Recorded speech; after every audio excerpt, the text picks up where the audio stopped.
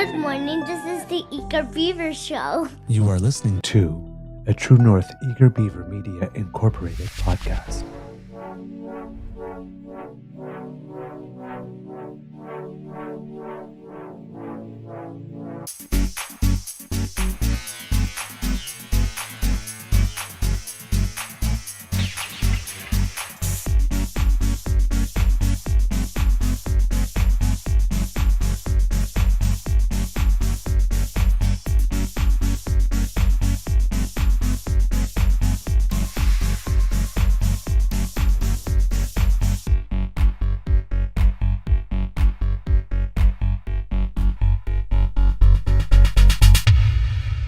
The True North Eager Beaver podcasts are proudly brought to you by our founding sponsors, the Miss V Mysteries from Corvid Moon Publishing, your source for science fiction, fantasy, and cozy mysteries featuring a broad diversity of characters.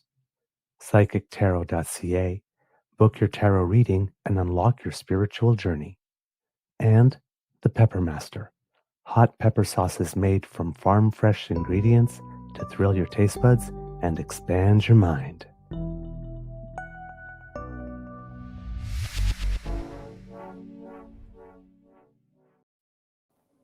Well, good morning and hello, kids and cubs, and welcome to Season 5 and episode number 802 of the Daily Beaver Morning Show. Oh, Canada, always 100% Canadian. Today, recording day is, it's Tuesday, December 2nd, 2025, and it's going to be a colder day here at the Beaver Lodge. Not too cold, of course, but, among the colder ones so far this year. But, of course, again it is December, and there is a light dusting of snow on the ground to start the day. We'll see if it lasts the day, but it's there. So it's everything has a tasty layer of powdered sugar, especially at this time of the morning where nothing has been disturbed yet. I am your host, the Eager Beaver, pronouns he, him, hey, Mr. Beaver, A. And not with me, as usual, is my good friend, Mr. Grizzly, although he has started his daily growl. If you have not seen it yet, it is available on our YouTube page under the live tab, I believe it is. So if you can find it there, he has his first one, shorter offerings, but less than 20 minutes, this one, but a two-parter. Starting off with leaving the damn fam with a little cliffhanger. Not so much a cliffhanger, but there were two segments to the story, so he's doing them in over 2 days. So hopefully he's able to do that regularly and contribute that way. And so please, if you have the opportunity, do check it out. All right. Let's see what else. What else have we got here? Oh, yes. Big thank you goes to our podcast's founding sponsors, the Pepper Master, the Miss V Mysteries from Corvid Moon Publishing, and PsychicTarot.ca. How is your mental health doing today, damn fam? Mine is doing well. I haven't, how would I put it? There's something called post-event drop. It hasn't hit yet. So I'm still coasting on the good everything from the show, and probably might hit Thursday when we're not going back to the theater, and that might be when it hits. But yeah, so far I have not had the post-event drop, and usually that happens sometimes after a big event that you've been looking forward to, or that's happened, and that's been very exciting. And there's nothing there anymore. I mean, there are a core group of about 30, well, more than 34 people, if you include the whole production team. But about like 40, 45 people that I've spent about 4 days a week with or more for the past 2 months.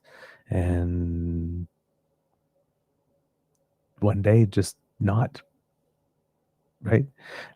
So yeah, there's how would I put it? And when you get a group that's special, like we had with this one, you feel that. Yeah. So I'm expecting at some point to have that post event drop, and what it is um, a little down, a little down. You know, it's like a funk that can happen, and it's normal. It's absolutely normal that stuff like that will happen. But yeah, it hasn't happened yet. I'm still coasting, so I'm feeling good. Let's see. What else? And yeah, I think that's it, to be totally honest. Thinking about maybe taking a vacation this winter. Sort of been dabbling and looking into it. At the moment, it's not looking most promising, however. For the dates that are available, I think we may have started looking a little too late. Um, but thinking of it, I haven't had a vacation in well, since 2019, actually, since as COVID was hitting, we went on our. That was the last vacation I went on. So yeah, it would be nice to go somewhere. I'm not particularly a sun destination guy, but I do enjoy. There's one destination I do particularly enjoy, so I would like to go back there. But yeah, we may have started our search a little too late. So, but we'll keep looking at it a little bit. Other than that, I am doing well, and I hope that you are too. We have a show for you today, kits and cubs. There has been a lot of stuff. There's enough content for 4 hours easily, which I'm not going to do to you. Don't worry. And I know there are a few of you out there, especially in the live chat, that would go, "Okay, yeah, sure, 4 hours. Don't worry, I could listen to you talk all day," which is very kind and very sweet, and I thank you. That's a lovely compliment, but I'm not going to do that to you. But there's a lot of things that have happened yesterday that all came to, well, not say came to head, but that there have been developments or movements on, and there's been other stuff over the past couple of days. Doug Ford wants to come for your reward points if you live in Ontario, when which is really ironic given we're in an affordability crisis sitting around on protecting Ontario. So, but yeah, apparently your food points, optimum points, uh, air miles, whatever. I'm not sure if that's going to apply to Aeroplan and stuff like that because that will cause a real uproar. Um, but yeah, he wants to come after those. He wants those to expire. The Liberals under Kathleen Wynne had passed a law expressly stating that those they can't come for those. You've earned those; those are yours. You can even like pass them down in your will and stuff like that. But Doug Ford appears to want to give a gift to someone. There's no reason to do that. Nobody asked for this in the general public. There's nobody that's collecting points that says, "Hey, that thing that I was saving for that costs a gazillion points, and I've been saving all these points for all these years and, you know, never actually redeemed any." Yeah, just come and take all those now, right? It's, nobody's calling for this. So, um, there you go. You got stuff like that happen. There's the whole skills development thing. Uh, there's another new scandal that's come out that I have no idea what it's about yet because I haven't had time to look about it. But look at it. But I've saw the name of it for the first time this morning. I can't even remember it off the top of my head. I would have to go looking for it to see if I can find it. But yeah, a lot going on in Ontario. Um, we have the Algoma Steel thing, which we will talk about also, but 1,000 layoffs announced there, which is about a third of Algoma's workforce, which is quite um, a large number for the community of Sault Ste. Marie and the larger community around it to try to absorb. and some people outright stating that the community is just not big enough to be able to absorb that kind of hit. So that changes. Um, that changes a lot overnight in one area of the country. Um, there's there was an NDP leadership debate that took place. We won't have time to go into that today, but that did happen, and you know, there is one thing about I am going to about the race that I am going to bring to you today, however, and it comes courtesy of Rachel Gilmore, and this one. Um, because it's actually it's a good news story. It's a story about the best of us, and we can use some of that. So I'll show you something about that today. So I'll just put a note here because as I was talking about it, it just came to mind, and I didn't have it in my notes. So there we go. And that will hopefully remind me to actually post it to play it for you. Because sometimes I get going on these episodes and I say I'm going to do something. And then I go back and I watch it and go, oh my God, darn, I forgot to do that. Or I didn't get back to that. So that happened. Then we have everything with the pipeline MOU going on and unfurling, and we'll get into that. Um, there is and there's more. I'm sure there is stuff that I am forgetting that goes on with this. Um, there's yeah, oh yeah, there is so much. There's also in Manitoba, that Premier Wab Canoe has confirmed that the search for the Brady Road landfill for Tanya Nipanak and Ashley Singoose. Ashley Singoose also, if you remember the stories that were circulating in the news over the past while, referred to as Buffalo Woman uh, when her identity was not known. But that search has commenced. So that is some a long time coming and much needed.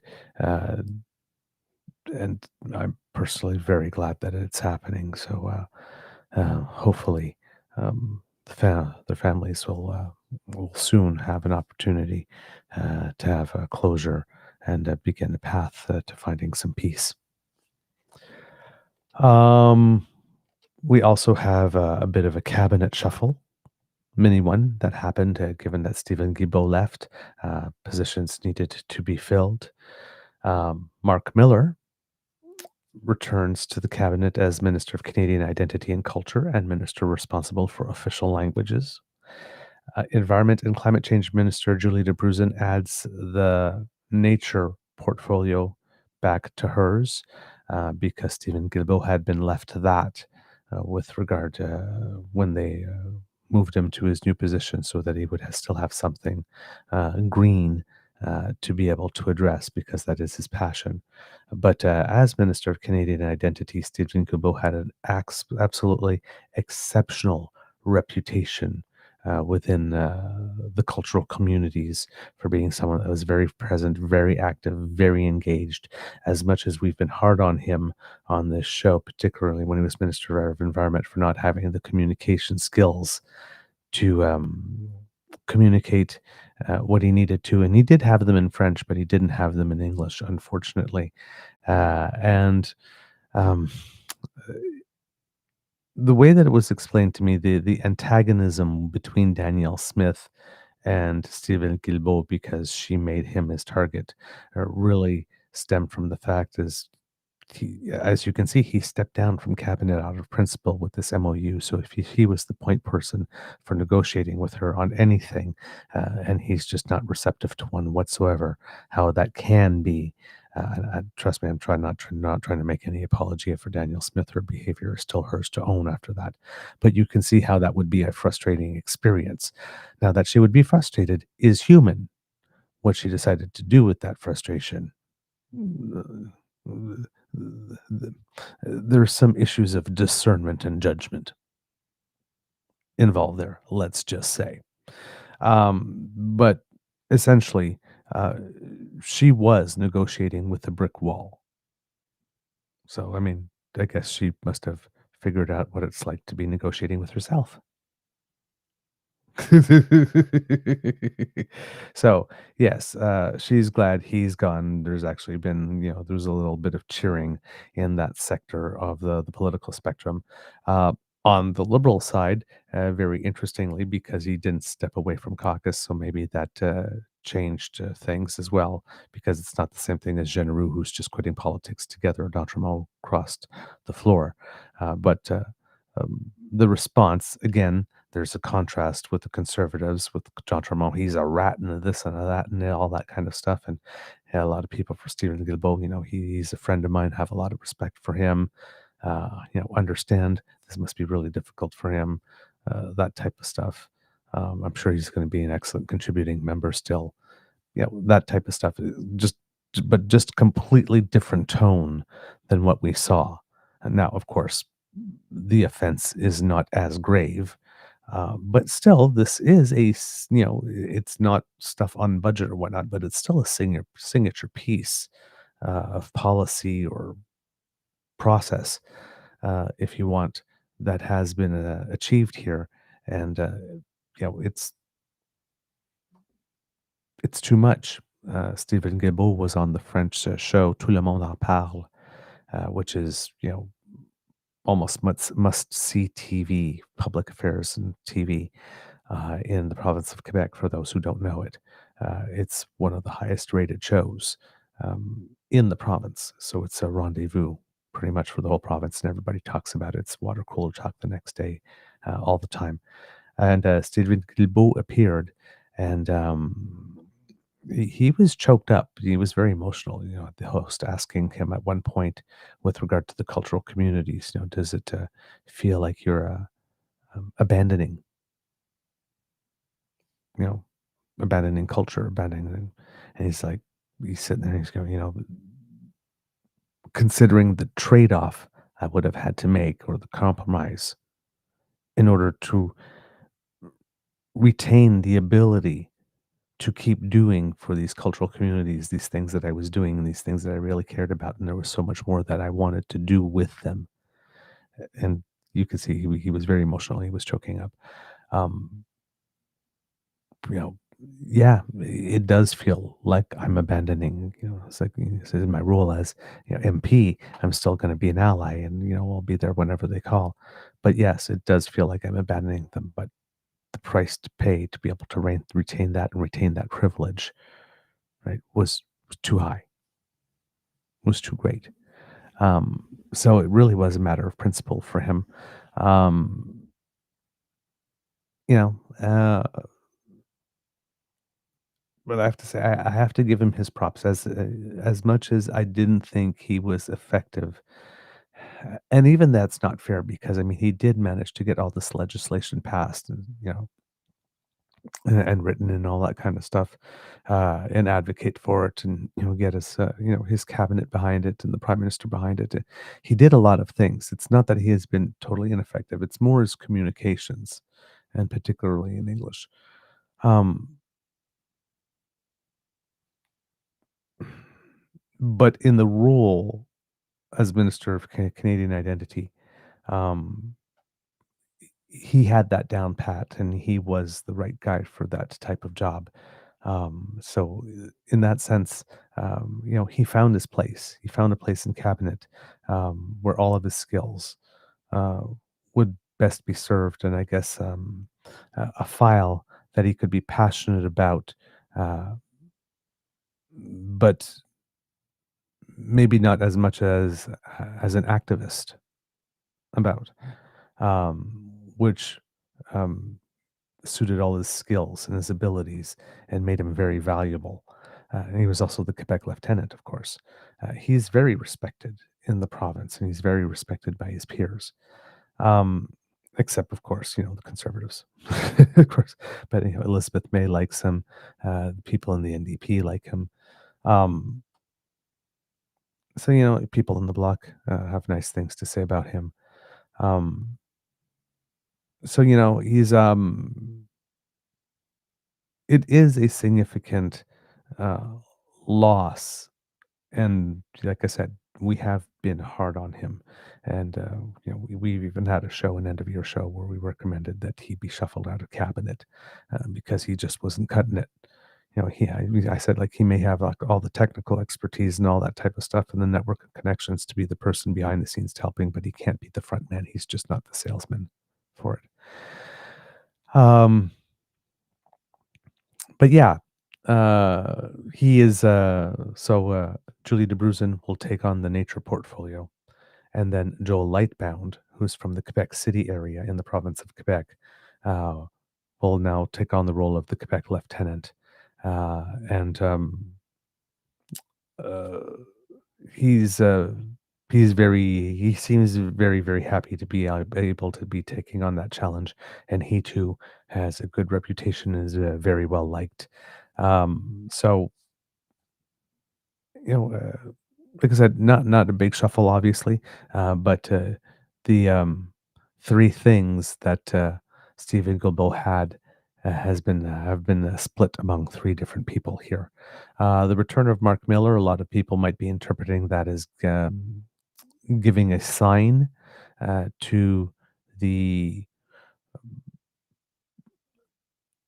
the Trudeau legacy that sort of came because Mark Miller was a very personal, close friend of Mr. Trudeau, and he was left out of cabinet, and now he's back out again, back in again. A sign that they are not completely on the outs because you have Christopher Freeland probably leaving soon. You might have Mr. Guilbeault after a while deciding he's leaving. Jonathan Wilkinson. There's talk about him maybe leaving. There's been rumors going about Melanie Joly possibly becoming the new ambassador to France. Um, right? Wilkinson might also be ambassador to the UK. So there would be the whole talk of sort of like every new leader, wants to work with his team, and slowly, there's a purge of the Trudeau sort of era, in an orderly fashion. And then, with by-elections and whatnot, opportunities to bring in members of his team, other sort of Tim Hodgson-like people that Mark Carney has maybe met along the way and wants to bring them in so that he can run things his way, right? So bringing a Mark Miller in might send the sign that no, there's no purge here, right? It's just I'm just trying to run things effectively and efficiently, and there's nothing going on there. Um, I don't know whether that is the case. I don't have enough information whatsoever about any palace intrigue on that front, but some people are in the punditry are interpreting his return to cabinet as potentially being that sending that type of signal to his caucus. I'm not trying to like totally erase everything Trudeau from the legacy. But yeah, those three things, that little shuffle has happened, and that's what the team we're going to be going forward with.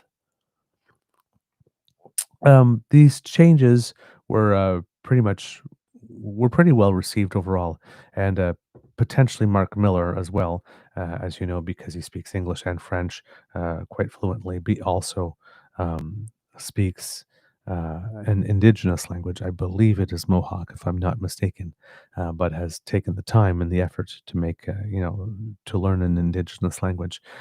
Perhaps it brings someone else on the team as well that might help navigate certain protocol issues with the indigenous community because they seem to have a habit of stepping in it. For whatever good intentions they keep saying that they have, and how many times that they say, it's not going to be done unless that there's indigenous partnership, and seem to, without saying that there's a veto, seem to be saying like you really need to get it because we're not going to move forward without it. You still have things like, doing that C5 process without bringing indigenous people in early on. You have this memorandum with Alberta, which I understand again, like in a whole sort of North American boardroom process, it makes complete sense to negotiate something with the party you're having the most difficulty with and make that agreement and then go to all other parties and say, this is what we're working. This is the starting point that we're working from here. Okay, How does this or not happen or not? Right? I can understand that, very if you have a very Cartesian mind and step by step and process oriented, that how you would put that there and you say it's not time for them yet. But there's a whole layer of intangible around this that seems to indicate the earlier you do this, the better.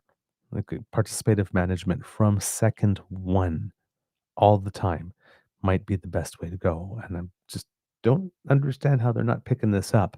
And then you get that sort of flippant comment from Tim Hodgson, who really should know better given his background and his alleged success with working with indigenous communities to bring them on board to make projects and deals, to say, we can just Zoom. That's what Zoom's for when we're talking about negotiating nation to nation and asking for something to cross their territory, something that, and in the case of the coastal nations, something that they have said for 50 years or so, since 1972 and a little before, because the moratorium was only formalized in 72, but they were probably talking about it before it to get there, right?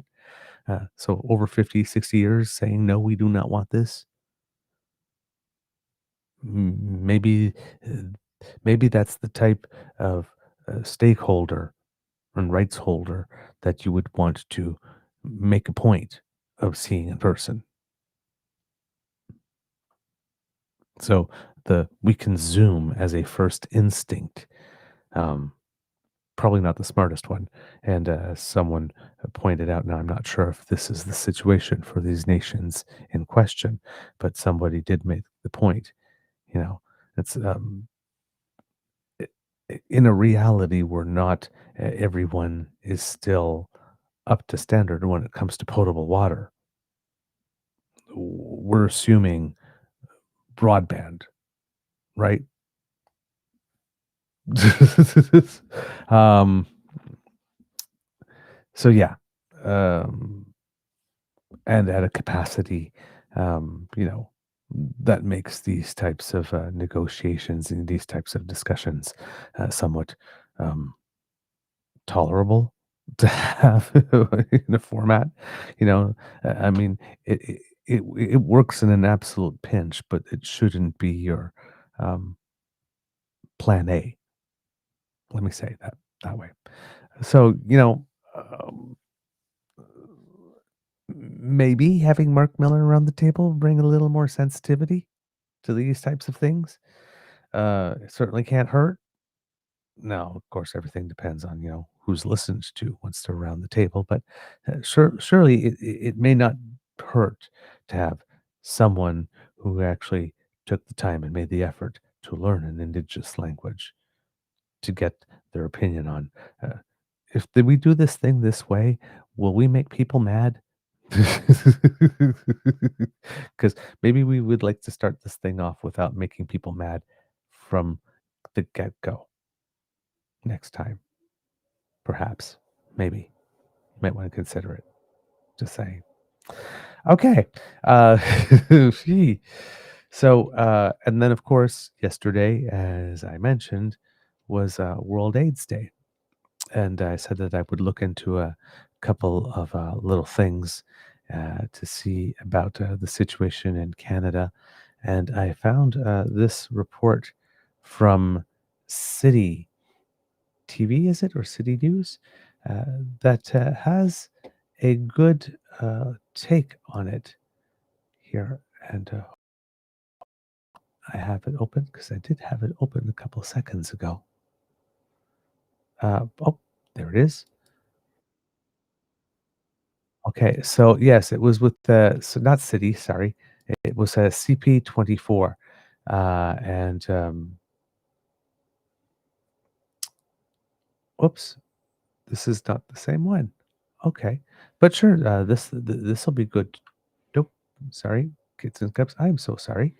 I have no idea where the thing I had went to, and that is very weird indeed because it was literally just on my screen.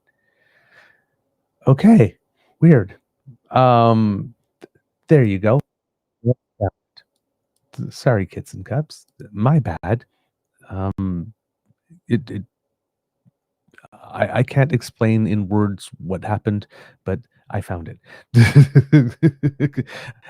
I wasn't insane. I did indeed have it on my screen.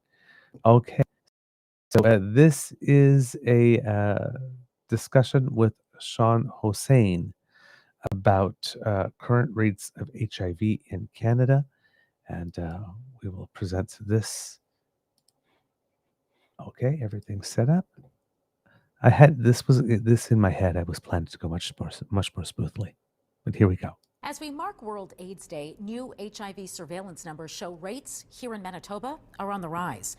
Joining me now to talk more about the latest statistics and what they mean is Sean Hossein, Science and Medicine Editor at CATI, Canada's source for HIV and hepatitis C information. Sean, good to speak with you. Good afternoon.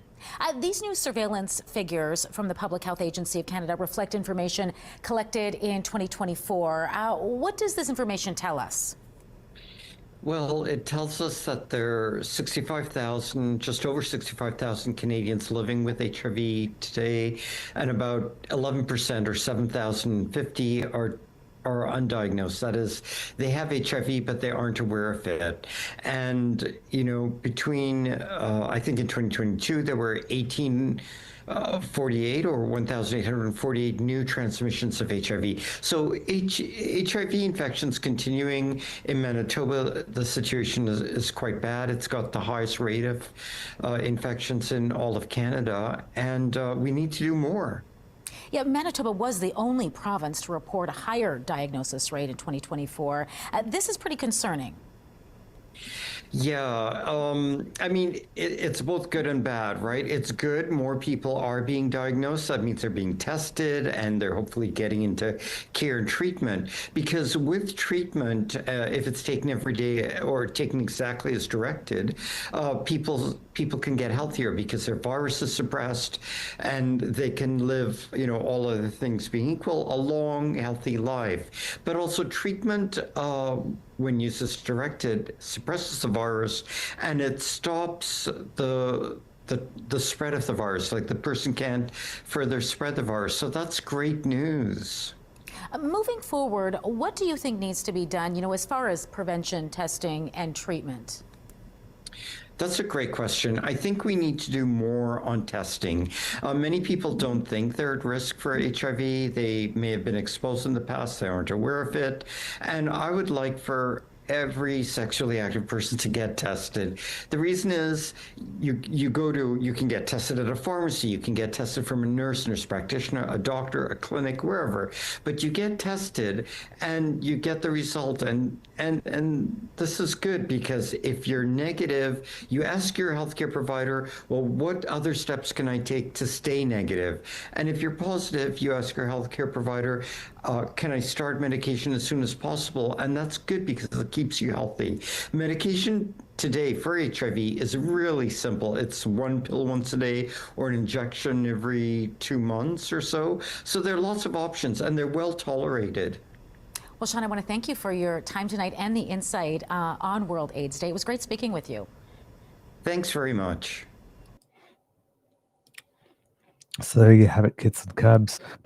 65,000 Canadians living with HIV, 1,800 new infections last year for about a 15% increase. In terms of new diagnoses, at least. If more people are being diagnosed, that is indeed a good thing in order to be able to get them the assistance that they need. So as we mentioned yesterday on the show, kids and cubs, if you are living with HIV, if you think you might be at risk because, what you've done. So, if you may have been at risk or not, or not necessarily what you've done, but what situations you've been in, what's happened to you, because there are ways to get to HIV as well that unfortunately do not involve you having to do anything to get it. You just being at the wrong place at the wrong time, needle pricks and that type of stuff. So, but if you think that you are at risk, or that you may be at risk, it is better to know than to not know. And early intervention is key to having as long a life expectancy as possible and as normal a life expectancy as possible. So there are resources out there to help people with costs and with access. So please, if you know anyone, or if you yourself, or if you wonder, if you're wondering, you don't know, do go get tested. It is better to know than to not know, and it's and it is uh, also good to know that you are not transmitting it, because again, there are medications out there, but they are expensive, and while they are well tolerated, they do change your life. They do change your life. So it's something. It's an illness that is completely avoidable with some care. And but if you do live, if you do have it, it's also a disease. Unlike back in the day, is no longer an automatic death sentence. Right? It's a disease that can be managed, and it. There are still there's still stigma around associated with it and that kind of stuff, and it's tough. It's definitely not easy, but it gets better. It gets better. So if you, a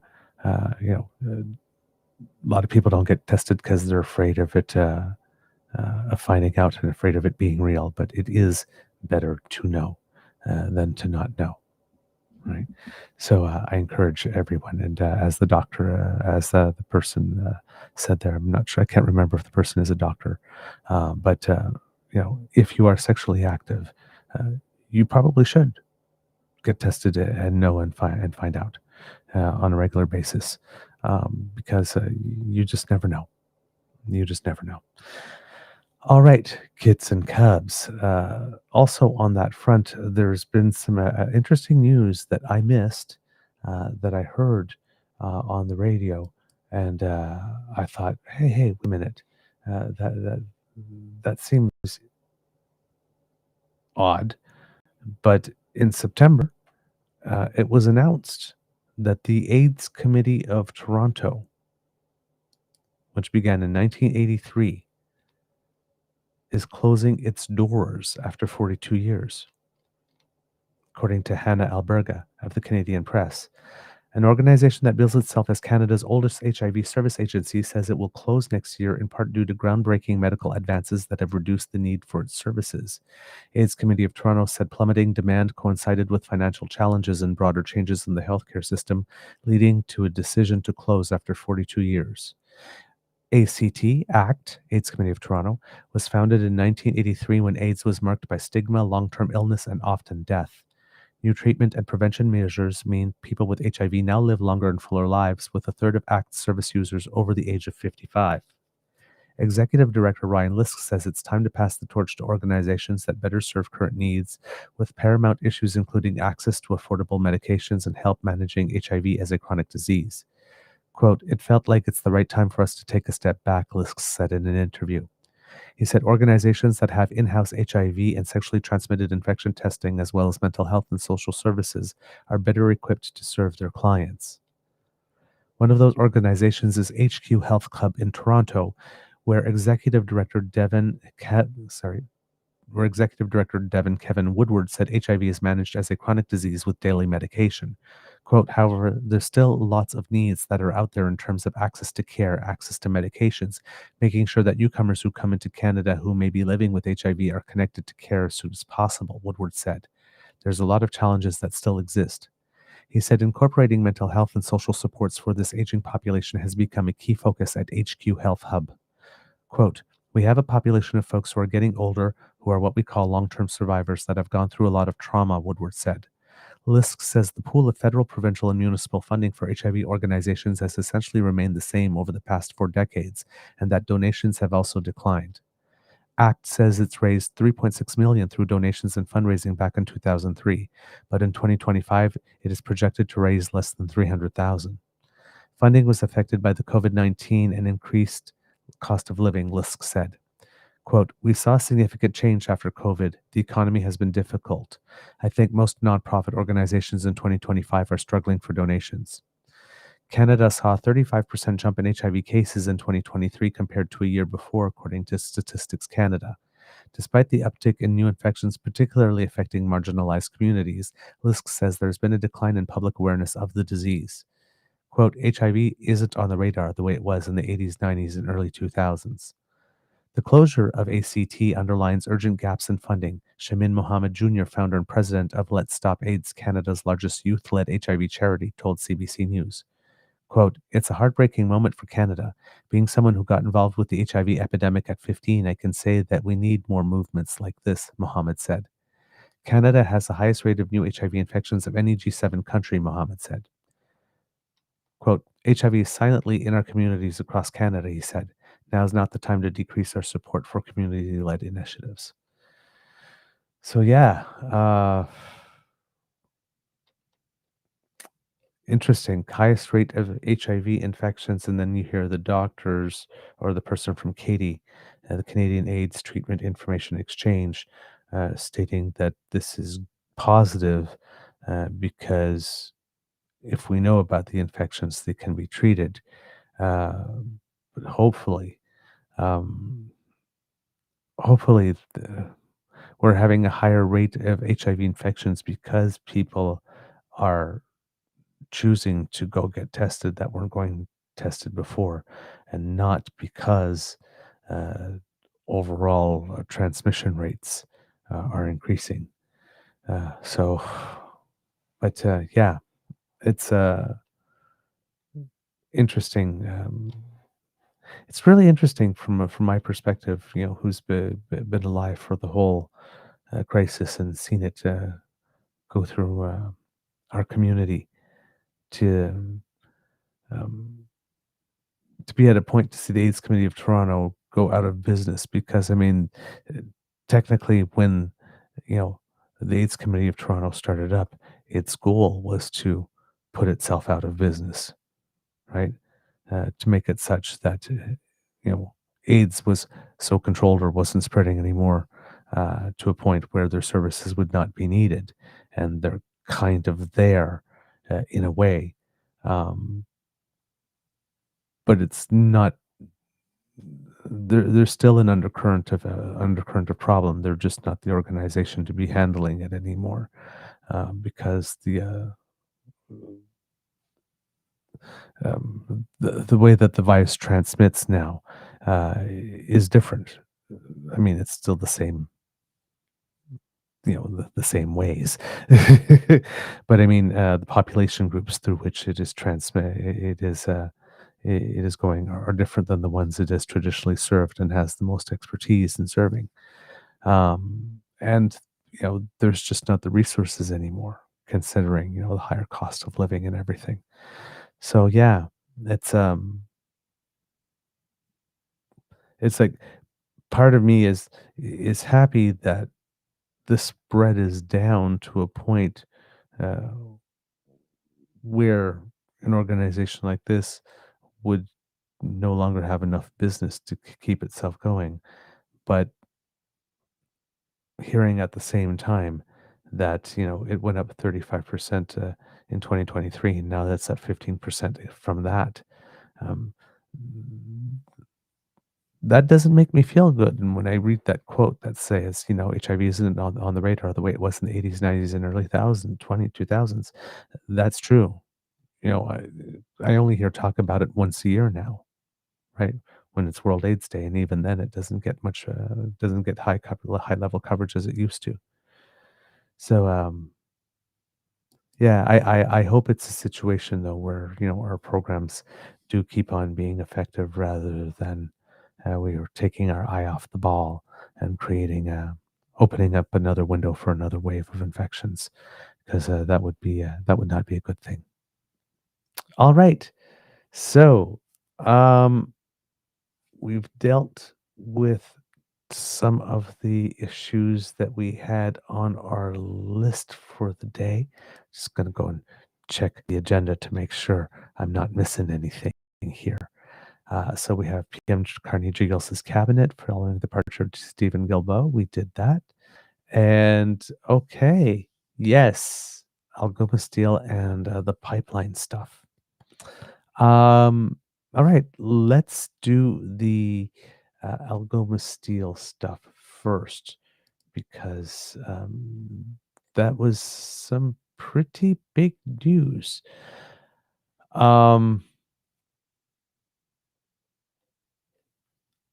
The federal government and the government of Ontario recently, wasn't that long ago, had announced that they were giving $500 million, $500 million. I believe it was in loan guarantees to Algoma Steel.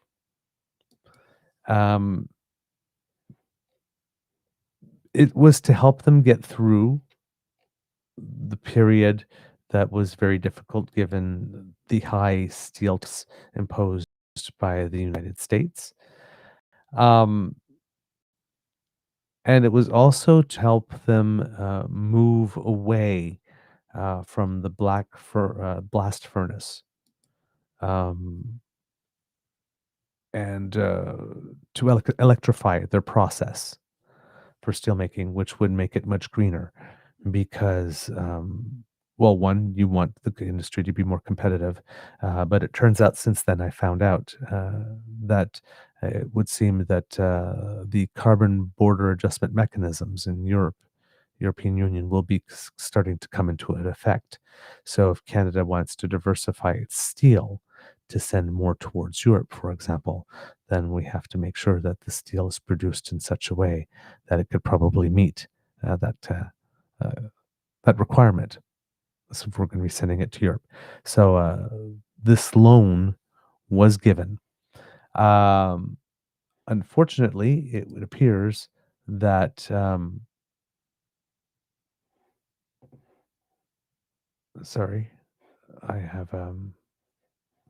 something incorrect has just popped up on my screen here. I'm so sorry, kids and cubs. So yes, they are going to switch to what is called an electric arc furnace. Now, Kid Elaine sent me something from March 2025 that I guess some people didn't remember when this announcement was made, but this is going to suetoday.com. It says here it's credited to Village Media here. And this is from March. In a few weeks, Algoma Steel will strike the first heat at one of its new electric arc furnaces, a major milestone in the company's year-long transition to greener production. There's still plenty of work to be done on the $875 million project, but by 2029, when both EAFs are expected to be fully operational, Algoma Steel will no longer need its number 7 blast furnace or coke ovens, a transformation that will boost production capacity and slash carbon emissions by up to 70%. The state-of-the-art technology will also usher in another big change at the plant, a much smaller workforce. The company has been honest about the fact that Algoma Steel will require approximately 1,000 fewer employees when both electric arc furnaces are up and running. The current workforce is close to 2,700, but will drop to roughly 1,700 by 2029. That's one of the most sobering parts of this transformation, said Michael Garcia, the CEO of Algoma Steel, during a wide-ranging interview on our Inside the Village podcast. Quote, we've tried to be open with our employees from the very beginning, helping them understand what this means, what the journey looks like, and some idea of the time frame that these moves will be made in. Although the plant expects some attrition will come through retirements, job cuts are inevitable. Quote, if we had to do this entire reduction next week, we know exactly who would be affected based on the exact seniority and service of every individual, Garcia said. But that's every individual today. So if we do it a year and a half from now, the population is going to be slightly different. So it will be a little be a little different answer. Most employees at the plant are represented by two unions, United Steelworkers Local 2251 and 2724. Quote, there's a lot of language in the collective bargaining agreements as to how these reductions will be made, Garcia said. If you're an employee in the union in a job that's being eliminated, it says in the contract exactly what rights you may have to move and to use your seniority to bid into another job or move into another job. We're experienced in how to do that, so we'll have to do that. Garcia was asked what message he has for concerned workers who might be listening to the podcast. Quote, you can talk to your leadership now and you can get a very good picture, a very good understanding right now based on how long you've been with the company, how much seniority, and what our future headcount is, he said. I can assure you can be given a very good indication of whether you will have a job when we are a 1,700 or 1,800 employee company. He said his goal is to manage the cuts with, quote, openness, respect, and caring for everybody involved. Quote, I don't look at an employee and say, oh, wow, he or she is going to be gone in 2 years, so I don't need to give them quite as much of my attention or I don't need to worry about them, he said. We're a family and everybody in Algoma Steel is a full valuable member of the team right now, and they'll continue to be that way until the day that they're not on the team. And unfortunately, we're going to be a smaller team in the future, but we're going to be a sustainable company and we're going to be here for decades and decades. So in March 2025, it was announced that there would be 1,000 fewer employees needed, which is greater than a third of the workforce, once the 2 electric arc furnaces were put into place.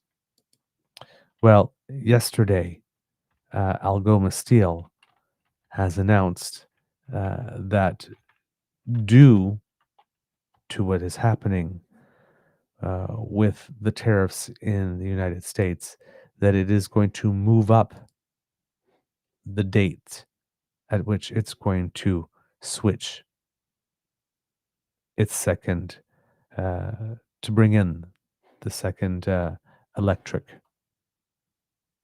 apparatus, which means those 1,000 layoffs are going to be happening way earlier than about 2029.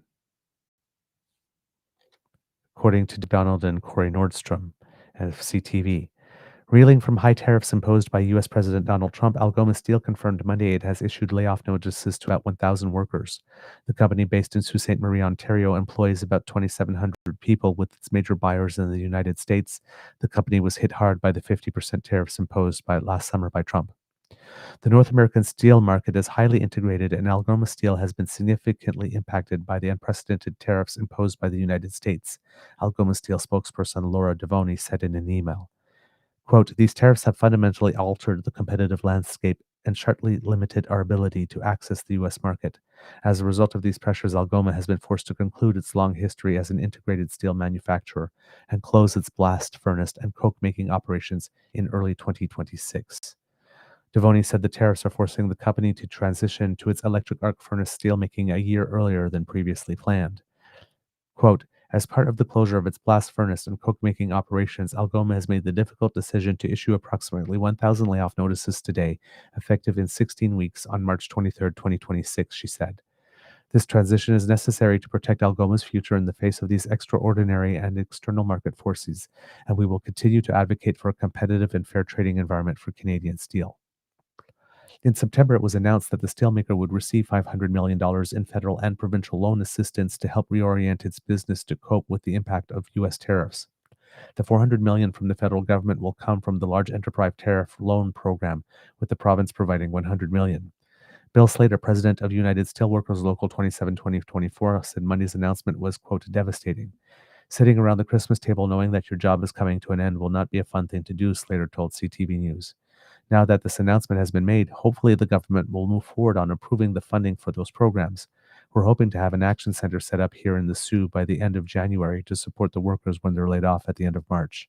It's very devastating when you live in a community that doesn't have a lot of job opportunities and you're finding out that your job is going to end, he added.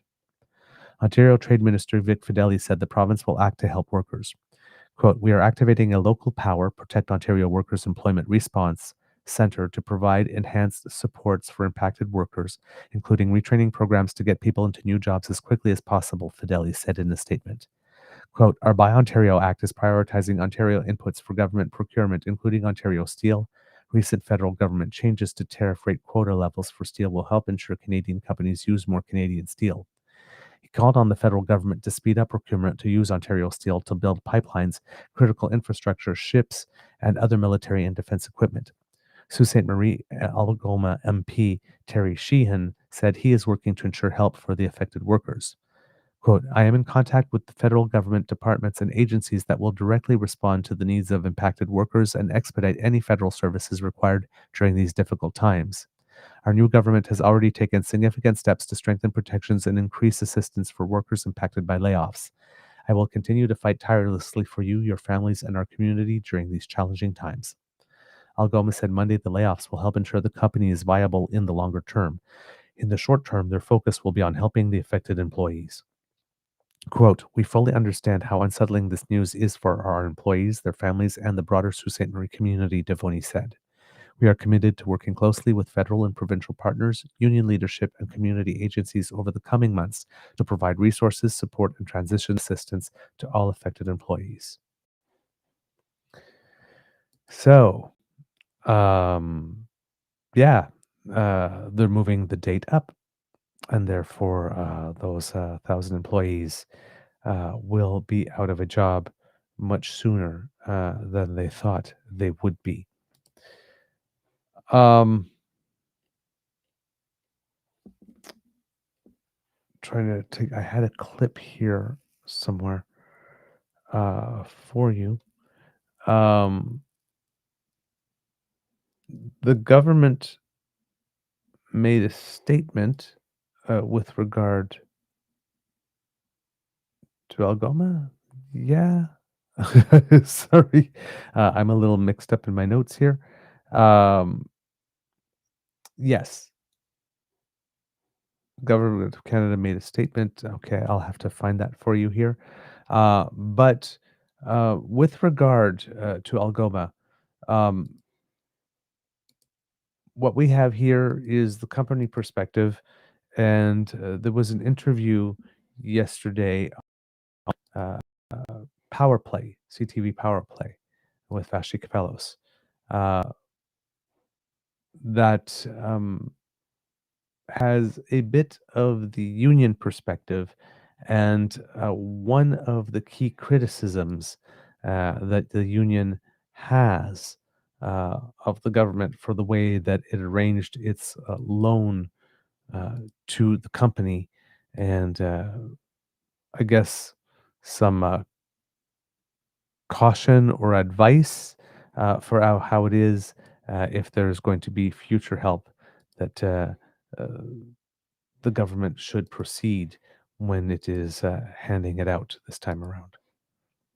So here it is for you, kits and. If I could just follow up, just to be clear. So I think if I interpret this correctly, so the government at different points has offered financial assistance and not attached that assistance in any way to ensuring that there aren't layoffs. Absolutely. And there may not have been no layoffs, but certainly there should be conditions where work that needs to be performed could be performed by the workers. That's the commitment in the collective agreement. We reached out to the government to get their response because it's not just there's been previous financial assistance, but there's very recently a substantial amount of money that the government, both in Ontario and the federal government, have agreed to loan Algoma. We reached out to get a minister on. Nobody was available from either government, unfortunately. What is your message to those governments tonight, following this news?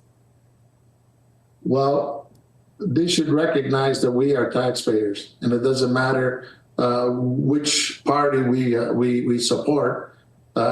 We are their citizens, and they should be at least taking care of us. We're not asking them to find us jobs, but what we do want is for them to attach conditions to funding that says common sense needs to prevail and the workers need to be considered irrespective of what's happening with the company. We're not asking for handouts, but we're asking our workers have brought this company back from CCAA 3 times now. So we should be recognized by the government for attempting to keep the economy going. And at a minimum, they should have said, what are your mitigation strategies to ensure that these people are either retrained to work elsewhere or retrained to work at Algoma? None of that has happened. Are there any mitigation strategies in place? Like, is there any efforts that you can recognize on the part of the company in that vein?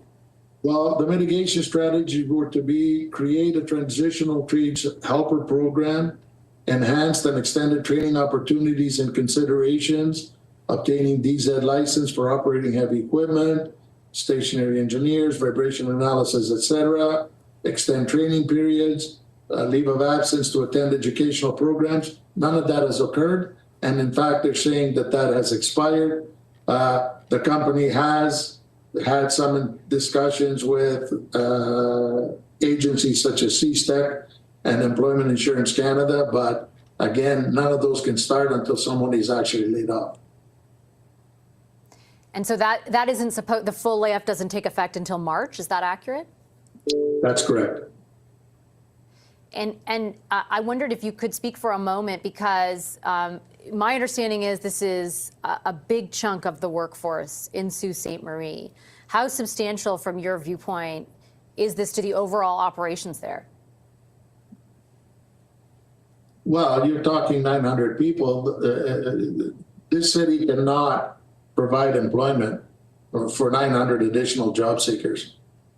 So there's either going to have to be out migration, or people are going to be left with without jobs or without income. There's opportunities in the mines, but I understand that there's been a lot of applications, which means that openings are limited, even if there are any left. So for the community, it's going to be a significant impact.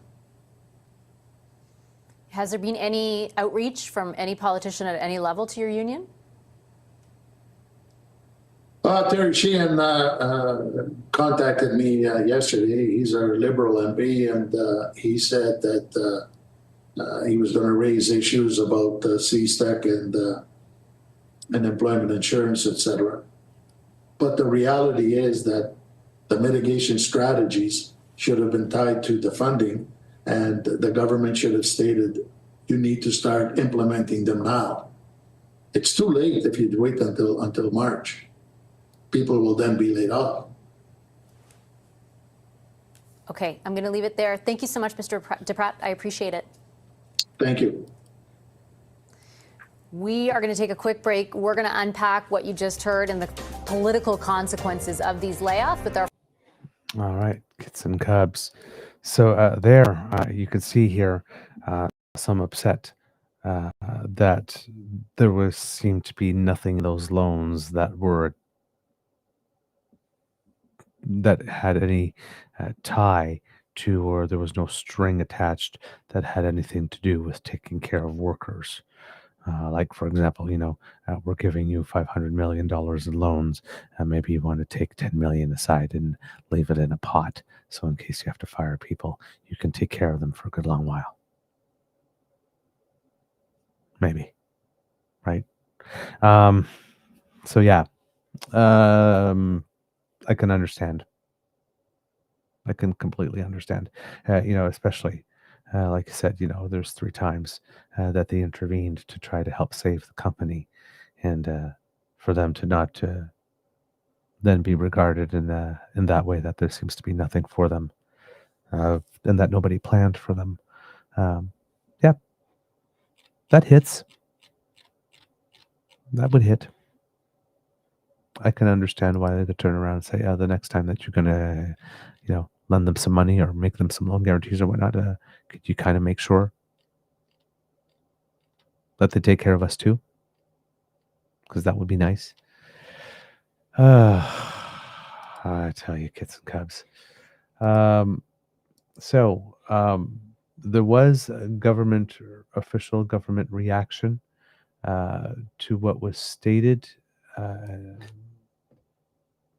and to the situation here, because Algoma, of course, had to make their statement. And again, my God, everything on this computer is super weird today.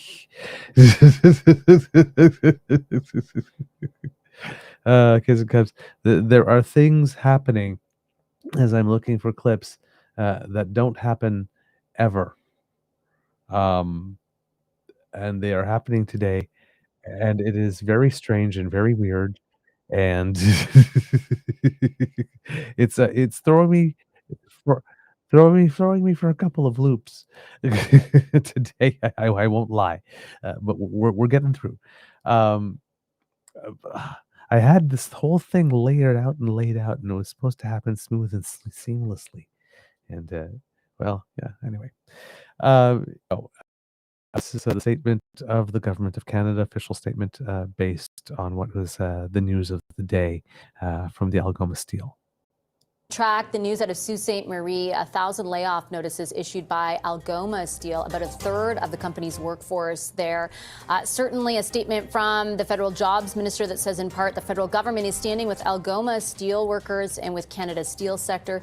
The situation, Minister Patty Hadu writes, is serious. Global markets are shifting quickly, and relying too heavily on a single trading partner has left our industry exposed. She writes, we are working hard to shore up domestic production and make sure workers have real immediate support. Of course, the union leader we spoke to earlier on is asking the government to offer more conditions on any financial support to the company. We'll leave Power Play there. Lots more reaction coming up on CTV News Channel. Thanks for watching. So there you go, kits and cubs. The official statement from the government of Canada through Minister Haidu. With regard to this as well,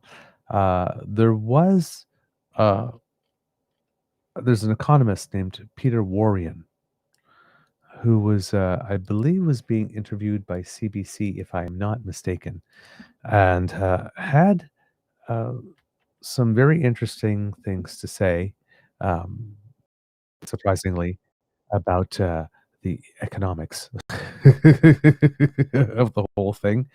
But yeah, wanted to bring this to you, kits and cubs, because some particularly good insights to help understand the overall scope of the problem, and to get a sense of some of the nuances that need to be taken into account when you're forming your opinions about what it is that is going on here, because not very many of us are experts in this field. So, kits and cubs, without any further ado, this is an exchange with economist Peter Warrion on CBC to the situation at Algoma Steel. For more on this, we're joined by economist Peter Warrion. He is a senior research fellow at the Munk School of Global Affairs and a former research director with the United Steelworkers. He was also the chief economist of the province of Ontario. Peter, I appreciate you taking the time. Thank you. Well, thank you. So how expected were these layoffs, though, given what we know about demand for Canadian steel and this transition to these new furnaces? Well, the transition and the tariffs are sort of linked, in the sense that you've had the story before that Algoma is in the lead of moving away from these blast furnaces to electric furnaces for environmental reasons. That's a good thing. But inevitably, there'll be job losses, but you could adjust to those through retirements, retraining, such over time.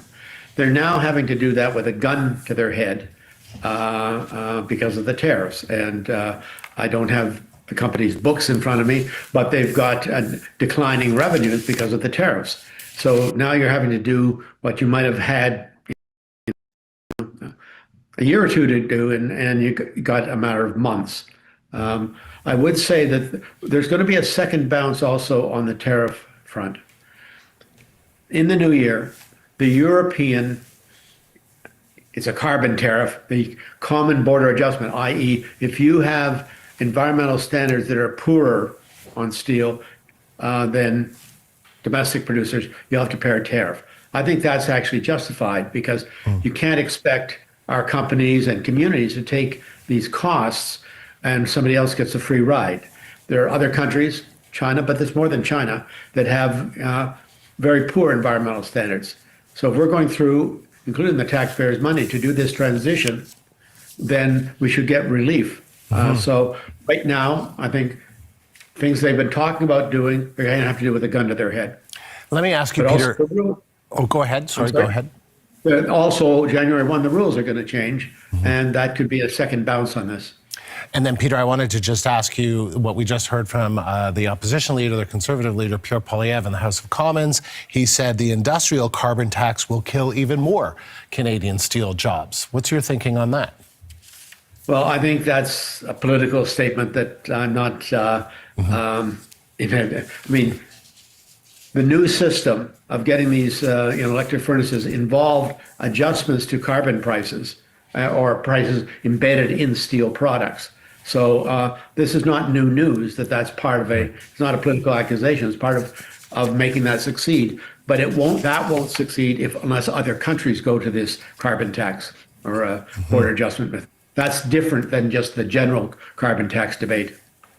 Now, we also know that there was a $500 million loan that was given to, about federal and provincial, but mostly federal dollars, given to Algoma to try and, I guess, transition and to safeguard these jobs. So how can, what about that money in terms of trying to protect Canadian steelworker jobs?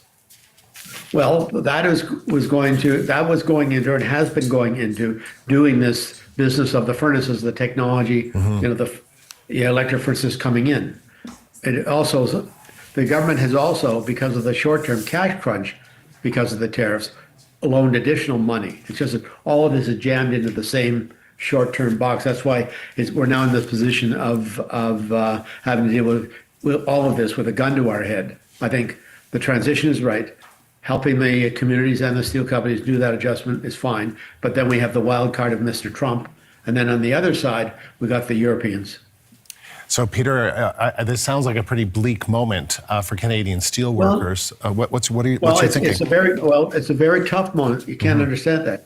But when you look more broadly at what Mr. Carney is trying to do about infrastructure, defense, mining, and some of these things, those are very steel-intensive industries. So the midterm outlook for steel is reasonably good.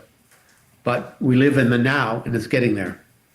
And so I see. All right. So you actually think that there are opportunities. Well, we just heard the defense minister, for instance, talking about this new opportunity to help rearm Europe, if you will. That could require Canadian steel, for instance. Sure. Defense and infrastructure use a lot of plate steel. That exactly is that's center ice for Algoma Steel.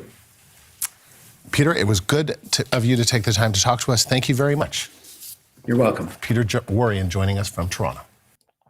So there you go, Kids and Cubs, a little view on economics and the pressures that are on the steel industry.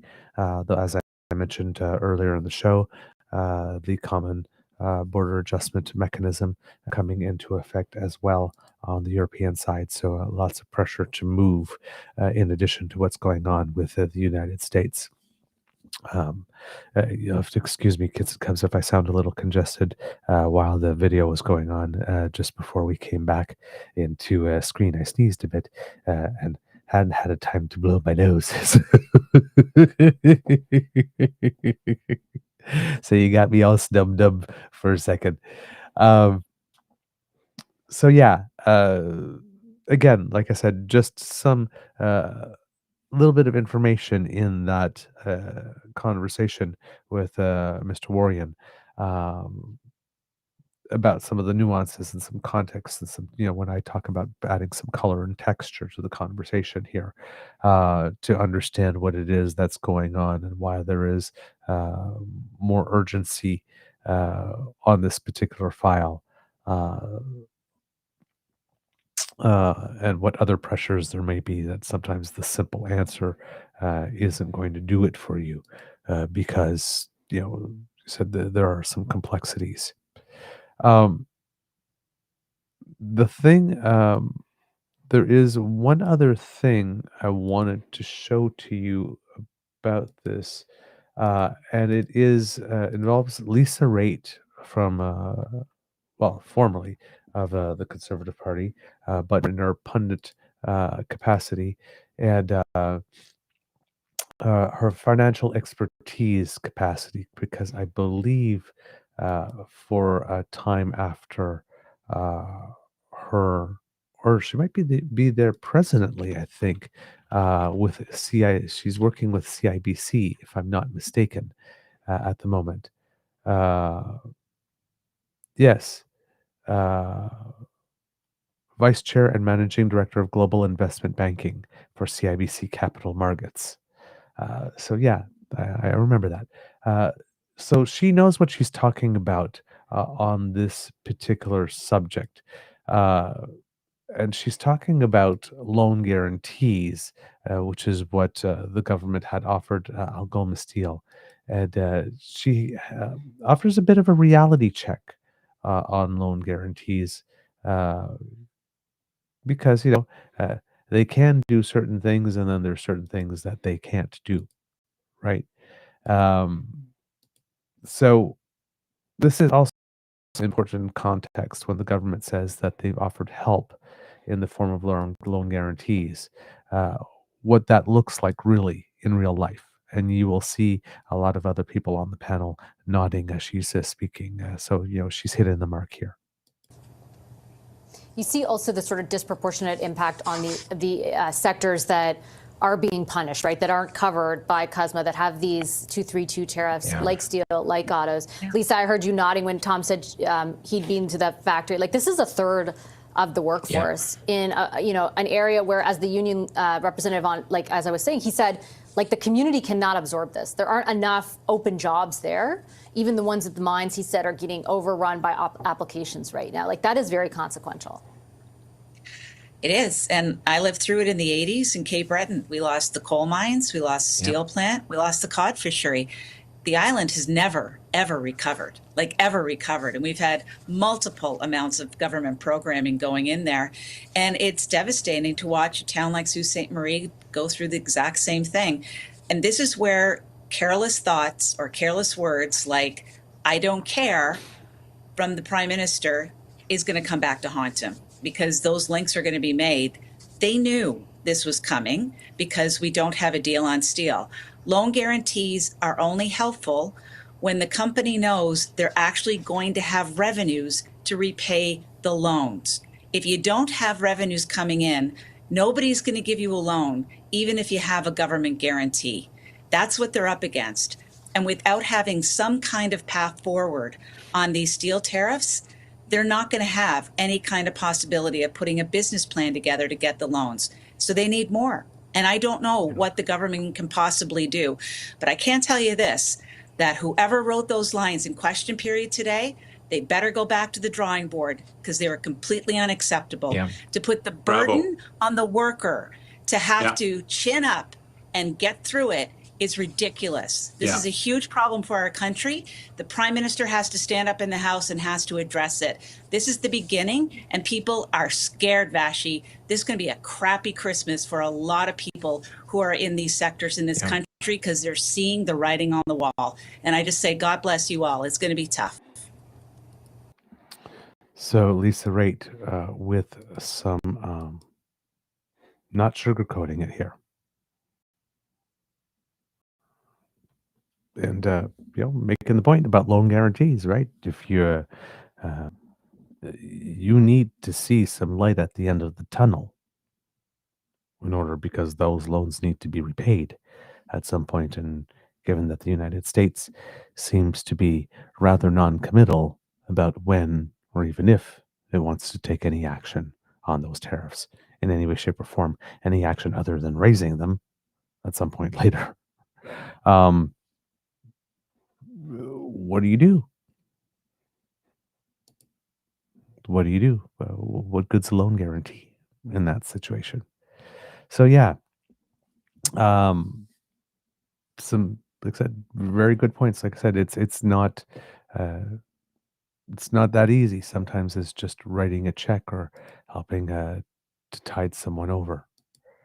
There are other realities that come into play. All right, kits and cubs, moving from that, because I believe that is all I had on that bit for you. Just going to take a look through my notes. Oh, yes, on that, kits and cubs, if you I might look back into that and try to bring you that on another day. But if you see any interviews with the mayor of Sault Sainte-Marie, Mayor Schumacher, can't remember his first name off the top of my head here, Matthew Shoemaker. He is doing exceptional work and has been doing exceptional work throughout this. Pretty much every time I've seen him on TV throughout all of this, making an intervention throughout the year. He has been poised and calm and rational and not prone to hyperbole, but able to stress the importance of what is needed. Um, he's been doing a very, very, very, very, very good job representing his community and advocating for it. And yeah, just wanted to give a shout out to him because he's facing some very difficult circumstances. I mean, imagine being the mayor of a town or city um, that is going to fire more than a third of its employees, and it is by far the largest employer in your area, and there aren't enough other employers that have enough jobs open to be able to absorb that number of workers. And Merry Christmas. This is what you get to deal with. That can't be that can't be welcome news for Mayor. That's I'm sure. How to put it? The possibility that stuff like that can happen is stuff that you sign up for when you choose to run to be a mayor. But we're not for Donald Trump deciding that we are somehow a national security threat to the United States. This would not be happening. So, like when he ran, I don't think anywhere in his mind, in the realm of statistical possibility, would be that the president of the United States decides to decimate our steel sector. I just, I can see him going home, and I did not sign up for this. So, yes, you did, but I didn't. The man is doing as best as he can under nearly impossible circumstances, but he has been managing to get himself on the national scene, in the national spotlight more than once over the course of the year. I've seen him consistently throughout the year on this issue, bringing it back, doing the follow-ups, and every time that same composure and poise and able to stress the strong points. He is if you live in Sault Ste. Marie, I know that the situation may be tough, and often when situations are tough, we take it out on the politicians. But he is he is representing well.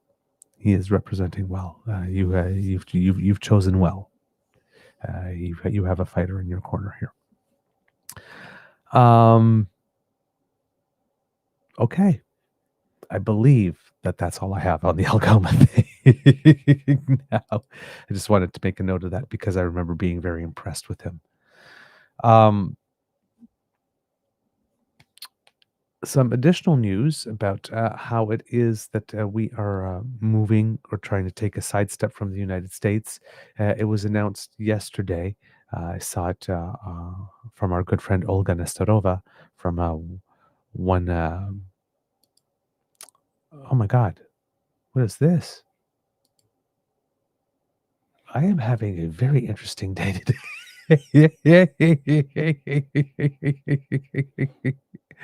Oh my God. Sorry, kids and cubs. That's just really weird. Okay. Yes, our good friend Olga Nestorova said I saw it on her feed first, stating that Canada has finalized the deal to join the European Military Procurement Program, or the SAFE initiative, that we reported about early on in Mark Carney's tenure, which aims to significantly boost the defense readiness of EU member states by providing up to 150 billion euros in long maturity loans for urgent defense investments. And um, Government of Canada has committed to create a defense investment agency to lead our participation in the program. This was one of the agencies that the federal government had announced to go along with Build Canada Homes and to go along with the Major Projects Office. The third one was the Defense Investment Agency. As you remember, I think early on in his prime ministership, Prime Minister Mark Carney had gone to the EU, and there was those big deals signed with the EU, and that was looking. They were looking to shore up their military and create this big pool of money for loan guarantees and whatnot, so that they can take over a little bit more of their defense, considering what's been going on with NATO. And Canada has been brought in as a full partner in this, which gives us access to be a player and a competitor, and to help bid for some of these contracts, which is a inherent part of Prime Minister Mark Carney's strategy to focus on manufacturing, in particular manufacturing in the defense sector for the years to come, especially with the whole world doing the 5% with NATO. But again, Europe trying to make sure that it's taking care of its own affairs too, given that the United States is taking a step back. So some good news for us with regard to that. And let's see if there is anything additional in that news with regard to this deal. According to the Government of Canada, from the Prime Minister's website itself, it says here, as Canada's new government rebuilds, rearms, and reinvests in the Canadian Armed Forces, we are focused on providing the women and men in uniform with the equipment they need when they need it. With the right tools in their arsenal, we will reinforce Canada's sovereignty, create high-paying new careers for Canadian workers, and strengthen our defense partnership with allies. As part of this mission, Canada signed a security and defense partnership with the European Union earlier this year and launched negotiations towards Canada's participation in Security Action for Europe, that's SAFE, a key pillar of the EU's Readiness 2030 plan. For Canada and the EU member states who are NATO allies, this will help deliver on defense capability targets more quickly and economically. Today, the Prime Minister, Mark Carney, announced the conclusion of negotiations for Canada's participation in SAFE, unlocking billions of dollars in potential defense opportunities for Canadian businesses. SAFE provides up to $244 billion Canadian in loans to EU member states to support large-scale defense projects, including acquiring critical capabilities such as ammunition, missiles, drones, artillery systems, and infantry weapons. As all 27 EU member states increase defense investments, greater cooperation on procurement opens massive new opportunities for Canadian manufacturers to build and export Canadian-made technologies and capabilities. As EU countries strengthen their defense capabilities through SAFE, Canadian participation will give our defense industry expanded access to the European market, attract new reliable suppliers for the Canadian Armed Forces, and catalyze massive private investment in Canada, creating higher paying careers, growing Canadian industries, and bolstering transatlantic defense readiness. With this agreement, Canada will become the only country outside of Europe with preferential access. Canada's participation in SAFE will be facilitated by the new Defense Investment Agency, which will remove red tape, centralize review and approval, and bolster industrial capacity. With negotiations now concluded, Canada and the EU will work to swiftly ratify the bilateral SAFE agreement, with the goal to officially launch Canada's participation in SAFE in the coming weeks. Prime Minister Mark Carney is quoted as saying, "In a dangerous and divided world, Canada and Europe are elevating our defense partnerships to rapidly procure new equipment and technology, accelerate NATO targets, and catalyze tremendous opportunities for our defense manufacturers. Canada's participation in SAFE will fill key capability gaps, expand markets for Canadian suppliers, and attract European defense investment into Canada." And the Honorable David J. McGuinty, Minister of National Defense, says SAFE is a force multiplier for Canada. Our participation in SAFE unlocks unprecedented opportunities for Canadian manufacturers to build what our allies need and what our forces can rely on. This partnership accelerates our own rearmament while showcasing the world-class capabilities of Canadian workers, engineers, and innovators. So there you go. And a little background here. Uh, Readiness 2030, the overall plan, is the European Commission's plan to boost defense funding in Europe, including through SAFE. In total, it aims to leverage up to $1.3 trillion to strengthen Europe's defense capacity, including over $244 billion from the SAFE instrument. So the SAFE instrument is just the loan guarantees instrument that gives access to, again, about $1.3 trillion in economic activity. So that's a big deal, and um, the partnership deal with Europe, the Canada-EU Security and Defense Partnership, or the SDP, that was signed on June 23rd, 2025, by Mark Carney and the EU, or Canada and the EU at that point. So again, Mark Carney, elected at the end of April, signed this partnership on June 23rd, and here we are, December 1st, getting the announcement that it is finalized and that it's just a couple of weeks to go before we are going to start officially participating in the program. So that is a major development. And as we noticed when we brought you those Q3 numbers, economically, there was a certain amount of that growth that came from a boost in defense. If we remember correctly, I think was there was an 82% increase, if I remember correctly, in yes, government spending on weapon systems up by 82% in the third quarter. So that was a part of the reason that our economy did that much better in the third quarter. So if things start happening with SAFE in the first quarter, in the first quarter of next year, that will help our numbers quite substantially. All right. What else do we have for you with regard to that here? That was the Prime Minister of Canada's position from the Government of Canada website. Let's take a little look here from a news organization rather than the Government of Canada site itself. According to Global News, carrying a story by Reuters here, Canada has reached an agreement to join the European Union Security Action for Europe initiative, which will give Canadian defense companies expanded access to the European market, Prime Minister Mark Carney's office said on Monday. Quote, yes, we already mentioned that Canada's participation in SAFE will fill key capability gaps, expand markets for Canadian suppliers, and attract European defense investment into Canada, Carney said in a statement. SAFE, a €150 billion rearmament fund announced earlier this year, is part of a major drive to get the European Union ready to defend itself by 2030 amid fears of a Russian attack and doubts about U.S. protection. And that's all they had on it. So yeah, it's basically that we signed, and that's the news, and there's not much more at that point. um, Taking a look here at there is Politico EU that says here the breakthrough follows months of technically complex negotiations and was communicated directly to ministers taking part in Monday's Foreign Affairs Council. Defense Commissioner Andrius Kubilius informed delegations that negotiations with Ottawa had concluded.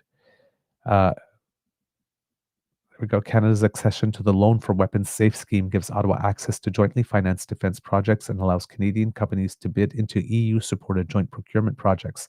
For Brussels, securing a G7 partner strengthens the credibility of SAFE as it seeks to coordinate long-term weapons demands and ramp up Europe's defense industrial base. Hey, look at that. Being associated with Canada strengthens the credibility of their initiative. But apparently we're broken. Welcome to SAFE, Canada, Commission President Ursula von der Leyen said on social media. When like-minded partners join forces on security and defense in a turbulent world, our countries grow stronger, our industries benefit, and our citizens are safer. Under SAFE, third countries can account for a maximum of 35% of the value of a weapon system paid for by the scheme. Canada will be able to have a larger share, but it will have to pay a fee commensurate with the benefits the partner country and its entities are expected to derive, factoring in GDP, industrial competitiveness, and the depth of cooperation with European manufacturers. Other issues tackled in negotiations covered conditions on intellectual property control and limits on non-EU inputs for sensitive systems, including drones, missile defense assets, and strategic enablers. Similar talks with the UK broke down on Friday. The timing aligns with a major SAFE milestone. Guilbeault announced on X that all 19 participating EU countries had submitted their spending plans that will be financed by low-interest SAFE loans. He added that 15 members included support for Ukraine in their plans involving billions, not millions, something the Commission has been keen to encourage. So this is interesting that the participating countries have already submitted their spending plans that will be financed. So that means that when they say they are ready to go, they are ready to go. We're signed the agreement. It comes into effect in a couple of weeks, let's say, and at that time, their spending plans have already been submitted. It's not like that's when they start working on their spending plans. They've already done that, so things will move rather quickly. Okay. Well, gee, I'm really glad I went to go see the perspective of how it was being reported on in Europe and not just in Canada, to see how it was, what they would highlight, because there were some facts in that article that we didn't see in any over here. And yeah, that is this sounds like a very exciting agreement. Mark Carney may have done us quite solid by signing this agreement. All right, moving to our next subject, and that is, of course, having to do with the oil pipeline MOU, Kits and Cubs. As we had mentioned, the Prime Minister went to the Calgary Chamber of Commerce and got 2 standing ovations. The first one was pretty much immediately as he started his speech, and then the other one was at the end. There was one part of the speech that made me a little uncomfortable when the Prime Minister was talking about things that they were cutting, and you could hear some cheers in the audience and hand clapping for some of the things that had been cut. And then afterwards, after he mentions that, he talked about, but also making sure when they made the cuts that they preserved things like childcare and the National Food School program and dental care and pharmacare. And there was no applause for that. Now, I mean, Calgary Chamber of Commerce, a room called capitalists, and who probably lean conservative. But you would think, again, that in the Chamber of Commerce that they would realize that having the things like the school food program and the daycare and the pharmacare and the dental care and healthcare and whatnot are things that attract businesses to come and set up here, because if they set up here, there are places that some of the best minds and the best workers in the world would be happy to live, and therefore more likely to apply to work here and work for them, and that there's value in that, and that too contributes to business activity and business prosperity. But they seem not to see that. They only see the cost. So I was that irked me, that there was applause for cutting the civil service and cutting consultants and cutting program spending on operational stuff, but no applause for doing so while maintaining the vital social services that are so economically beneficial to these same business people that were there to listen to him. But maybe that's just me. But he did get the 2 ovations, and then Danielle Smith got the boos. And again, for context, if we're being fair, one could make the case that it wasn't Danielle Smith herself that was being booed, but the concept of working in participation with Canada, the enemy, that was booed. But then again, she is the one that went there and got that deal and signed the deal, saying that we can work with Canada and whatnot. So, I mean, some of the boos, I guess, are indeed hers.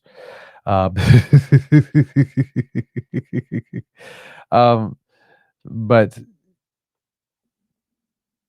I wanted to bring this bit to you because when Danielle Smith um, was making her announcement, she was elated. And like I said, the hardcore right are not particularly down with this because their identity is rooted in, right, being anti against Ottawa in some way. Uh, Almost just like, if you are American, um, you do not remember a time where somebody hasn't been telling you that America is exceptional. I mean, if you live in Alberta and are under the age of 60, probably, you probably don't remember a time where somebody hasn't been telling you in your ear that everything that is wrong about your life and everything that is going wrong in the province is Ottawa's fault, right? So there's mythology being built that has been built that's very hard um, to undo. So Danielle Smith, as I mentioned, I think yesterday, is trying to pull a hard trick here, right? She has been fomenting that sentiment, and here she is now standing up there and saying things like, I hope you believe today a little more than you did yesterday that Canada might be able to work or something of the sort, and that being met with booze. That made, if you saw the clip, that made Danielle Smith giggle a bit or chuckle, which again I found to be a slightly odd response. But you know, who knows? she, uh, some days I can't figure her out. I will be completely honest with you. But here she is after making the announcement, uh, getting questions from usually friendly source, Rebel News, and this is Ezra Levant, and yeah, I won't say like this is a confrontation, but he gets in it, uh, gets into it with her a little bit here, politely, uh, but he presses her. He's very, very skeptical. This MOU will be enough to distinguish, quell any remaining separatist sentiment that may remain in Alberta? Okay. Oh, sorry. I forgot. I wanted to put this question in first. That was not asked by Rebel for context for the Rebel question to come. So she's being asked by whether or not, separatist sentiment will now be quashed by the fact that there is this MOU, and then we get one, we get the sort of the lighter, the optimistic side, and then we have Rebel come in with the pessimism and the skepticism. I hope so. I mean, I had always felt that the former government of Justin Trudeau created the independence movement, and my first conversations with Prime Minister Mark Carney were that he could end it. He could take the wind out of it, because we saw this once before. We saw that independence sentiment was very high in the early 1980s when there was the National Energy Program. But when Brian Mulroney came in and reversed that policy, it disappeared. So I would say that good policy and genuinely addressing the concerns of Albertans is always a pathway to have a good and solid relationship. And I think the Prime Minister understands that. Certainly, based on this agreement, it shows he does, and so I'm hopeful. Thanks. Thanks. Hi, Premier Ezra Levant from Rebel News. The first deadline in the MOU, if I'm reading it right, is April, where the duty is on Alberta to jack up carbon taxes. And the last date in the MOU, if I'm reading it right, correct me if I'm not, is 2040. That's when this pipeline, that's sort of the end date. It can't be any later than that. In terms of building trust with the anti-oil liberals, they're asking Alberta to raise carbon taxes now for a promise of an oil pipeline years or even more than a decade in the future. Does that really build trust? Well, you have to start somewhere. And one thing I would say is that we did have the Supreme Court of Canada rule on the federal government's ability to set a price on emissions. So the Supreme Court has ruled on that. It's part of the reason why we negotiated a stringency agreement that would have seen the carbon tax price go up to $170 a barrel by 2030. We've demonstrated, and I think the Prime Minister agrees, that's too high, too fast. So that's why we understand that there was always going to be a negotiation around that. We froze the carbon tax at $95, pending consultation with the industry and greater work with the Prime Minister. But remember, Alberta was the first to have an industrial carbon price. They did we implemented that in 2007. It's generated revenues that have allowed us to invest billions of dollars in new technologies, including carbon capture. So there is a commitment on the part of the industry to have a carbon price, and we did do some consultation on that. We're just glad that we have the means to manage it our way in Alberta under our TIER program, and you'll see as of April 1st, and no, that wasn't a joke. April 1st is going to be the date that we have an agreement on that front. When it comes to the building of a bitumen pipeline to Asian markets to the BC coast. Though, if you read the MOU, those two things have to happen in tandem. That we have to see the Pathways project proceeding at the same time as an agreement to build that. One is dependent on the other. I don't know that the Prime Minister would have agreed to a new bitumen pipeline without Pathways, and we wouldn't have agreed to Pathways without a new bitumen pipeline. So they are going to be staged. They are going to go on together. We've already had a meeting with Pathways about how we're going to do that. That will require a trilateral negotiation as well. But I'm very hopeful. Since we have used carbon capture technology before for enhanced oil recovery, that's another part of this announcement, is that CO2 will be able to be used for enhanced oil recovery, which should allow us to generate more revenue.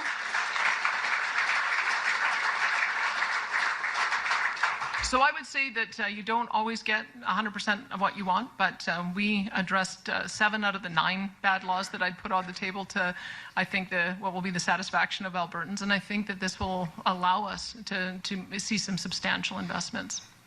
I mean, that's the thing about a peace deal. You have to make it with an enemy. So I suppose the fact that for a decade, his Glasgow Financial Alliance for Net Zero, it was about putting a capital strike on the oil and gas sector. Just a couple of weeks ago, he was asked about pipelines, and he said, boring.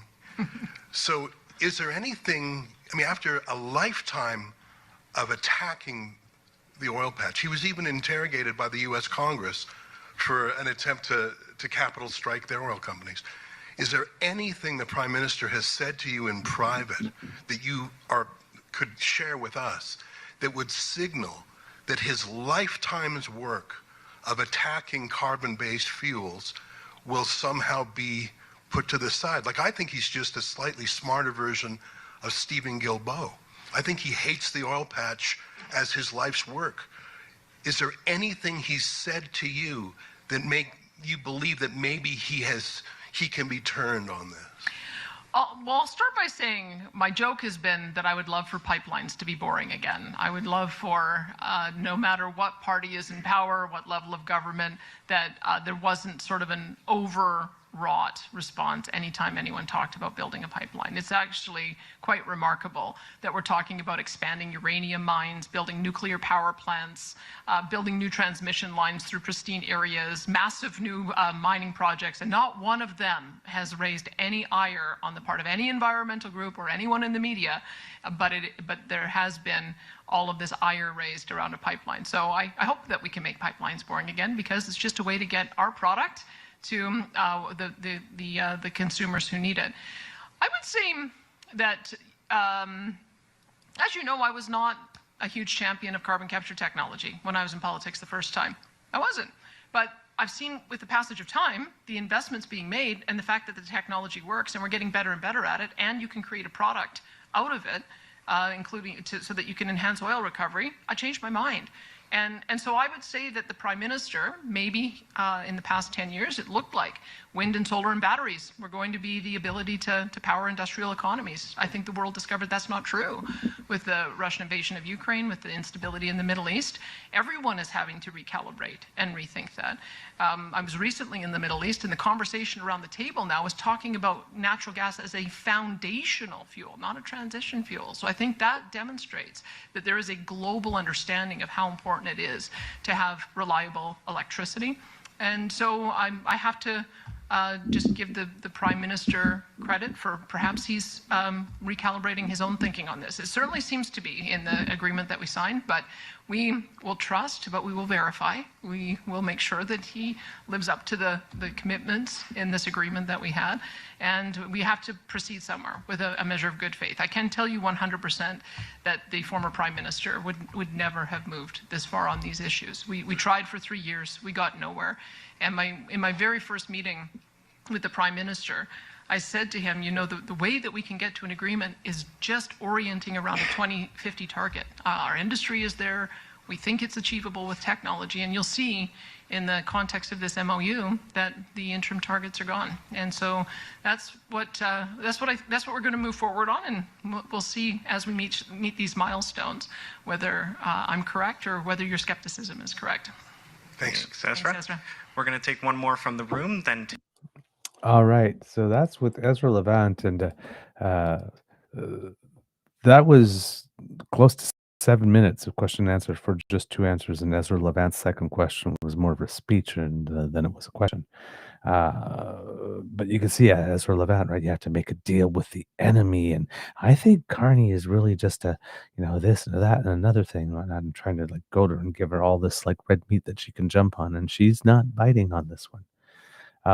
The other person that she had to deal with regard to that is Sheila Gunn Reid.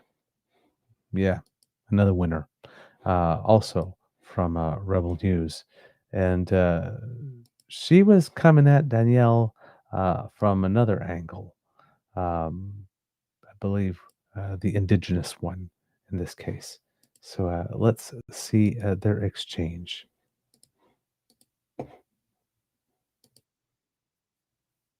Kitimat is a thriving port for... Oops. I'll just take a look here at Kits and Cubs. My timestamp was not correctly set. So let's just do that. And now, here we go.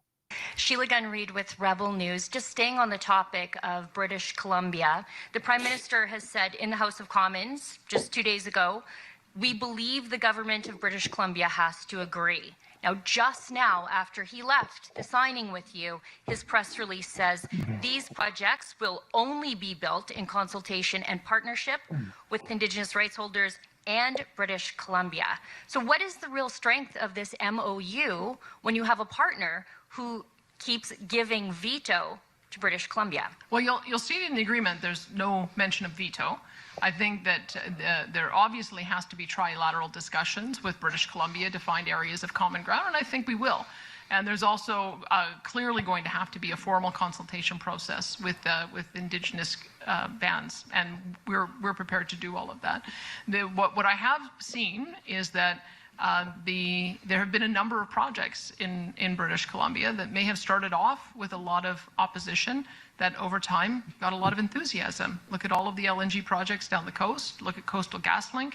Look at the opportunity now for additional LNG projects. Look at even the Premier of British Columbia talking about expanding TMX. That was not the conversation that was happening 5 or 6 years ago. So I would say that some of it is in the proving. You have to prove that you're here, you're listening, prove that you are being genuine in the consultation, genuine in addressing the environmental and other issues that are raised. And that's what we intend to do. We intend to be involved every step of the way to make sure that we're able to bring people on board with this. But it's a process. We know it. This is the first stage of it. But having the Prime Minister agree in principle that getting 1 million additional barrels to Asian markets is a good thing for us and for Canada, I think that's a major milestone. Now, British Columbia, however, says that they're blindsided. They say they're considering a lawsuit, which could tie up any potential private sector proposal for years. It might even act as a deterrent to a private sector pipeline proposal. Has the Prime Minister given you any assurances that he would use constitutional means like the notwithstanding clause to prevent a proposed project from getting bogged down in a legal quagmire for years? Well, I don't think he needs to use the notwithstanding clause because this is federal jurisdiction.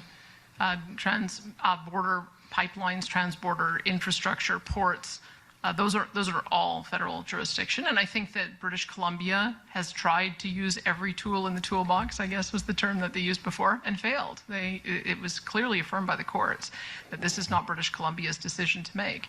That being said, we understand that there's a process we have to go through. We understand that Indigenous partnership is key to that. And so we are wanting to get the project to a point where it's on the major projects list, at which point there's a 2-year window to get to approval. So we've got our work to do over the next number of months, but that's the commitment on the part of the federal government, is that once something is on the major projects list, it will have a new approach so that it can be approved in 2 years. And again, trust but verify, we're going to hold them to that. Thank you. And yes, we have time for one last question. Just keep it quick, please. So there you go, Kits and Cubs, being pressed by Rebel News, being very skeptical about whether or not this is a good deal, whether this is real, whether or not this is advisable, because she's gotten into bed with the enemy. Ah!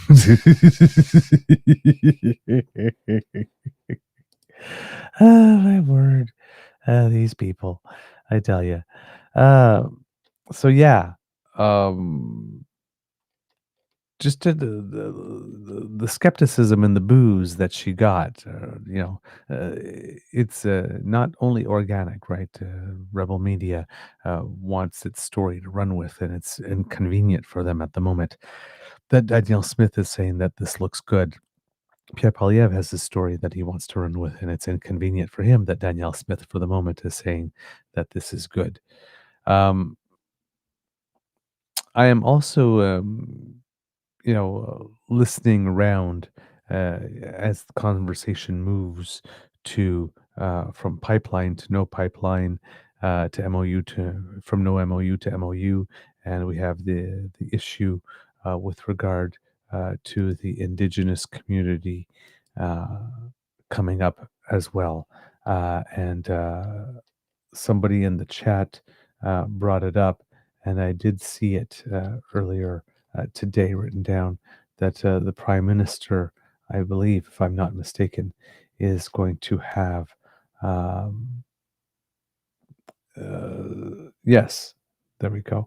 Let's see. Today, after filling the unexpected vacancy in his front bench lineup with veteran Team Trudeau cabinet leader Mark Miller, who, as iPolitics reported yesterday, will take on the Canadian identity and culture files previously held by Steven Guilbeault, who resigned from the ministry last week over his opposition to the newly inked deal with Alberta.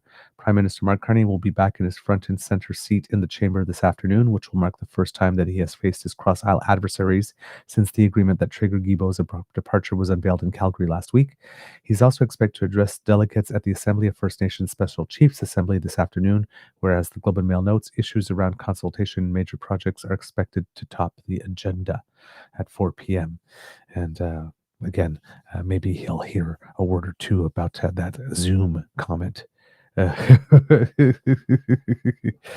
yeah, they need to stop stepping in it with the Indigenous community. But yes, there will be some advancement on that portion of the file today as well. The movement, the conversation is going to go more to, of course, to negotiating with BC and coastal nations. And as well, the conversation will move to, at this point, whether or not there is any market for a pipeline, whether this is a theoretical pipeline or whether it's a real one. And, there's I'm hearing a lot of the different perspectives, right? I'm hearing a lot of perspective that this is written in such a way that it will never happen and nobody needs to worry about that. And other people on the other side saying, this is written in a way that it really could happen. People making one argument, yeah, but you say that there's going to be a proponent that's going to come to build this pipeline. We already have one built. that brought in $1.7 million in its first year of $1.7 billion in its first year of operation. It's for sale. It's for sale right now, and nobody's bidding on it. Right? Now, there is a plan to expand its capacity. As we mentioned, this is part of the MOU. And there was an article today, I believe, from the Toronto Star that said that Canada, Financial Post, sorry here. Bloomberg News, really, as appeared in Financial Post, stating here that the Canadian government will likely look at selling equity in the state-owned Trans Mountain oil pipeline only after steps are taken over the next few years to maximize its output, Energy Minister Tim Hodgson said. The government purchased the pipeline in 2018 to ensure a major expansion was built. The project ballooned in cost to about $34 billion, but it opened last year and roughly tripled the pipeline's capacity to bring crude oil from Alberta to a port near Vancouver. Former Prime Minister Justin Trudeau, who oversaw the purchase, consistently said the government did not intend to be the long-term owner of the Trans Mountain and would seek to sell it to the private sector, with a significant equity stake likely being gifted to Indigenous groups along the pipeline's path. Mike Carney succeeded Trudeau as Prime Minister in March, but his government will likely wait until tolling issues are settled and other projects are built to further expand Trans Mountain's capacity, Hodgson told Bloomberg in an interview. Quote, as somebody who spent my life in the private sector doing deals, if and when somebody's going to sell a project, you do it when you've optimized the output, said Hodgson, who spent 2 decades at Goldman Sachs Group Incorporated and served on the board of oil producer MEG Energy Corp, among others. Shippers using the Trans Mountain line have disputed the tolls they're being charged is too expensive, arguing they shouldn't be held responsible for the project's cost overruns. The regulatory dispute may not be settled until late 2026 or early 2027, Mark Mackey, Trans Mountain Corp's chief executive, said in an interview Friday. The companies and shippers are in talks on a settlement, with the next update expected by February 6th. The government would want clarity on the tolls, quote, so that the uncertainty doesn't depress the sale price, Hodgson said. Trans Mountain is also looking at multiple, quote, optimization projects that could raise the system's capacity to about 1.25 million barrels per day, up from a maximum of 890,000 per day today. The Vancouver Fraser Port Authority also intends to dredge a waterway into the harbor to allow tankers to load more oil. There's a number of very cost-effective debottleneck steps that can be done, which would significantly increase the production capacity of the existing infrastructure, Hodgson said. We should get that stuff done before we contemplate monetizing the value that's been created for Canadian taxpayers. Under Trudeau, the government had begun consulting with First Nations on how to transfer equity in the pipeline. Then Finance Minister Chrystia Freeland proposed a special purpose vehicle that would hold a stake in the pipeline, and Indigenous groups would have the chance to opt in. But the plan proved very complicated. The government had identified more than 120 Indigenous groups as being potentially impacted by the pipeline, and there were disagreements over whether some should be given better terms for equity based on their geographic proximity to the route. An initial meeting in Vancouver in the fall of 2023 did not go well. Carney's government has not yet said whether it intends to follow the same process for Indigenous ownership in Trans Mountain, but last week, Carney unveiled a memorandum of understanding with Alberta Premier Danielle Smith, and it made Indigenous co-ownership a key requirement for any new oil pipelines to the British Columbia coast. In that document, the federal government committed to using federal loan guarantees, quote, to help backstop Indigenous co-ownership of any new pipelines and potentially also of the carbon capture project for the oil sands known as the Pathways Alliance. And then you have other people like Markham Hislop of Energy Media, who tends to believe that the way that this is written will indeed lead to a pipeline one day. But his concern is that we don't need one, stating that in his analysis, in his assessment, that there's not great demand for LNG coming from Asia, and there are already about 5 countries that are on the record as having an explicit policy of not using LNG at all, that if there's something that they're going to basically skip this stage in their electrification process. They're just going to go directly to electrification, and that if they had a speed bump at some point, that they'll just go to coal because coal is readily available in the area and at a good price. So there's no need to convert everything to gas in the meantime for them. In addition, there's a potential pipeline between Russia and China called the Power of Siberia, the project that, if built, would in and of itself reduce 10% of the global demand. So that can create a situation. And again, there is gas used in Asia, but they're not for necessarily for purposes like here, like heating our homes and residential. They would be for higher industry uses. So there's not as much a demand there. On the other hand, however, with what's going on in the United States, because the United States is just, with their policies, are just doing a number on their own electricity industry, and there might come a time where they might be strapped for some electricity. They're going to need a lot of gas if they want to pursue their goal to be an industry mover, first in line, first in the field on AI and data centers. So if we do have gas off the West Coast, we might be in a situation where some of it is going south to the United States rather than to Asia if they keep on decimating their electrical grid in the manner that they are doing at the moment, especially since there seems to be an aversion to renewables, at least from the Trump administration. He also mentions that he believes that the noted change in tone from David Eby, from being much less aggressive than he was to a bit more conciliatory in the sense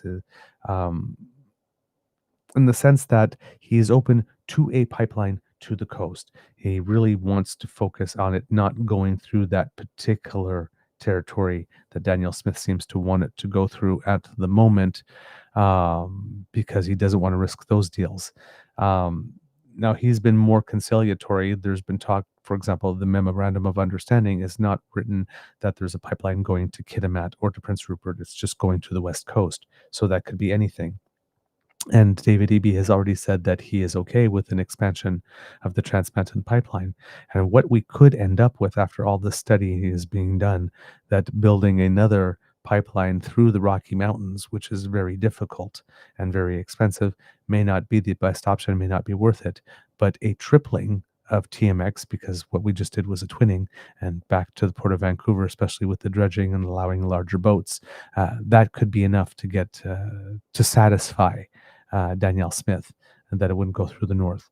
Danielle Smith has also been more conciliatory, suggesting that if it went to port in Prince Rupert instead of near the coastal nation, that there might be a way for the boat to go all around, and that would be somewhat acceptable too, but that would add a whole lot more cost to the pipeline, definitely. So there is some talk here, and Markham Hislop was doing some of the math, and he was saying that on the LNG side of things, wanting to increase our output to whatever, I believe the unit is called MTAs, to 100 MTAs from where we are now. I think we're about 25 or something. There was a doubling, wanting to double it to 50 by a certain time, and then double that to 100 by a certain time. There's a target in the Mark County's plan. Well, to do that, for all the infrastructure to be able to get that much gas out to a port and exported, there would need to be about $300 billion in investment going into British Columbia for that to happen. Whereas for the pipeline itself, would only require about $50 billion in investment, all things combined.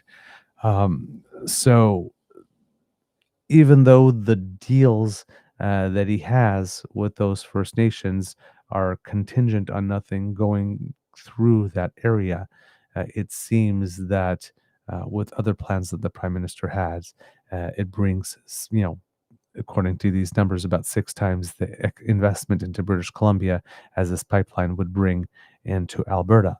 And that might be a way to gain Mr. Eby's acquiescence. So again, we're seeing some chess pieces being moved here on the board. But people are definitely wondering about David Eby's slight change in tone. But he doesn't seem to be backing down in any way, shape, or form with regard to wanting to be sure that these projects that he already has signed up and that are really close, some of them are more shovel ready than others, according to him. He was recently giving an interview to CTV on their show Question Period, which is the Sunday show they have, and talking about that. And I want to bring a little segment of that to you, kits and cubs, here to get a sense. Now, David Eby, I have to say, knows his file very well on this particular issue, and he's doing a relatively good job defending his position because Danielle Smith can be a rather unyielding negotiating partner. I understand that. I wonder though, is there a way to mitigate that problem by simply outlining what you just did, which is that now there are conditions in which maybe a private proponent comes forward, but that proponent has not come forward. We don't have any indication that that will be the case. There also isn't even a route specified, right? Like it could go to Kitimat, but it also could go to Vancouver. Like we don't know for sure. The market will likely dictate that, and then the federal government will have to decide whether to approve it. Like, is there not a way to mitigate the concerns you have instead of kind of presenting an immovable position? Yeah, well, I think it's important to maybe make the position of British Columbia clear here. The coastal First Nations are the ones that need to be at the table on this issue. Their concerns need to be addressed and they need to be heard. And since the late 70s that they've taken this position, and politicians of every stripe for generations have understood it, been clear about the fact that there shouldn't be oil tankers in this area because of the nature of the water and the dangers. Like we just had a big container barge just about go down. We had a big diesel spill with the Nathan Stewart that contaminated a huge area. Like these are rough waters. And that's why it's been supported by politicians over many generations. So if in fact the plan is to leave the oil tanker ban in place and not to go to the North Coast, then they're the first group that should be told that. And I would welcome that because it would make it so much easier for us to have the hard conversations we have to have about the projects that actually do exist, that are going to employ a lot of people and bring a lot of money into this country. Is your position, Premier, that you have expressed prior to the actual formal MOU being released that you don't want to see additional bitumen pipeline? Like, is that contingent on it going to an area where the coastal First Nations have expressed the position that they have? Or are you just writ large against it happening at all, even if it went somewhere else? I think it's a grave mistake to get rid of the oil tanker ban off the north coast of British Columbia. I think that the risk of an oil spill is really significant in terms of the economic harm. Every Canadian that enjoys seafood across the country, a good chunk of it comes from these waters. There are thousands of fishing jobs. There's huge tourism jobs, and it is a big deal. But we've tried to put forward other proposals. You know, there is a publicly owned pipeline. This is not the first time Alberta has had this discussion with Ottawa. Prime Minister Trudeau built a publicly owned pipeline. It cost $30 billion. It's operating right now. I can almost see it from where I'm sitting, actually. And it's not operating at capacity. It could be optimized further to add significant additional capacity. We've offered that up to Alberta to say, we're happy to work with you on this. And I say happy, but it's gritted teeth. We fought that pipeline pretty hard for similar concerns. But it's built now. It's publicly owned. It is a moment for Canada. We're willing to sit at the table and work out those details and get it done. And so trying to find a path forward, trying to de-escalate tensions with our neighbors, trying to understand their concerns, what they would like to do, and I really hope they do the same for us. We are trying to deliver some really big projects here in BC. We have the permits, the companies. We've been doing work for years with the First Nations. They're just starting in Alberta. Don't screw up our stuff because it is meaningful for the whole country. It means jobs for families. It means tax revenues for Ottawa to pay for public services, and that it doesn't feel like too much to ask. Beyond, though, the optimization of TMX, I take your point on that. I take your point on the tanker ban. If there is the possibility of additional export capacity beyond that does not impact the tanker ban, are you inherently against that, is my question. No, I think we can have those conversations. My anxiety is about this oil tanker ban, which is the foundational social license piece for tens of billions of dollars of investment in BC that is nearing final investment decision, and tens of billions of dollars of investment that is medium term as well, like expansion at the Port of Prince Rupert and so on. And so if we can agree that the oil tanker ban is going to stay in place, then let's have those conversations. I think that would make life a lot better and easier in British Columbia in terms of our relationship with coastal First Nations. And we definitely take down the temperature and maybe enable some creative solutions. I'd love to talk about refining. We're buying oil and gas from the United States right now. Let's refine some of that Alberta bitumen and use it in cars in British Columbia. Lots of people still driving gas cars, myself included. And why don't we do projects that add value to Canadian resources and get a net win for everybody out of that? You sound, I hope you don't mind me saying, you sound less angry than you did the previous few times that we spoke about this prior to the MOU. Is there a reason for that? Well, look, if the federal government is going to impose this on British Columbia, they're going to impose it on British Columbia. We've been down that road. I don't think it's beneficial to be fighting. The piece that does, Vashi, if you're looking for Premier Eby agitated, I'm not looking for it. I'm just curious. I promise. Well, no, of course not. But the Nutrien decision gets me agitated because instead of Premier Scott Moe calling me up, engaging with me about this huge billion-dollar decision about whether to ship potash out of British Columbia or out of Washington State. He was engaging with Danielle Smith on this non-existent pipeline project. I didn't hear from the federal government about the Nutrien decision. I had no idea that there was even a prospect that this company would consider putting themselves in the hands of Donald Trump to have tariffs or ban of potash being shipped out of Washington State. And they made the decision, apparently, to ship out of Washington State instead of out of British Columbia. We should have been talking about their concerns about clogged up rail lines and access to the port. We should have been front of the line advocating with Saskatchewan, with the federal government for resources around rail to deal with that. But instead, it was a huge amount of energy went into this non-existent pipeline project. And my worry is we're taking our eyes off the prize. Okay, I will leave it on that note. Premier, thank you so much. Appreciate your time as always. Hey, you bet, Vashi. Good to see you. When we come back. So there you have it, kits and cubs there as well. Premier David Eby, Vashi Capello noting his tonal change, very concentrated on the specific area that the tanker ban is. He seems to be limiting his comments, his objections to there now. I'm not sure if he mentioned it in this interview or whether it was another one, but I saw a lot of you kits talking about refinery. He even mentioned that he was open to maybe creating a new refinery in the Vancouver area if there was, if there was going to be more activity through there rather than through northern British Columbia. So, yeah. Like I said, things are moving. In these answers that we got from Danielle Smith and David Eby, also there was a lot of recognition of legal realities, right? Legal realities that, there is consultation that needs to be done with First Nations, free, prior, and informed consent. That matters. Reality from Danielle Smith that the Government of Canada has won the debate on whether or not it can charge carbon regulatory fees, either consumer or industrial. There's no point in litigating that. Again, David Eby recognizing that he did take it to court last time. It was the government of John Hogan. I believe he might have been arguing it. But they did go to court onto whether or not British Columbia actually has a veto, can stop it. And it's ruled that they can't. So, he's resigned, given that that's the legal reality. Here's my situations, or here's where I can act. So everyone at least not denying the legal realities that exist at the moment.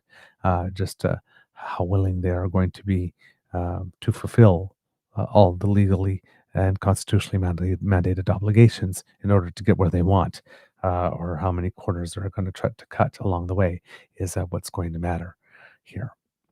All right, kits and cubs, I believe that's all I have for you today on this Giving Tuesday.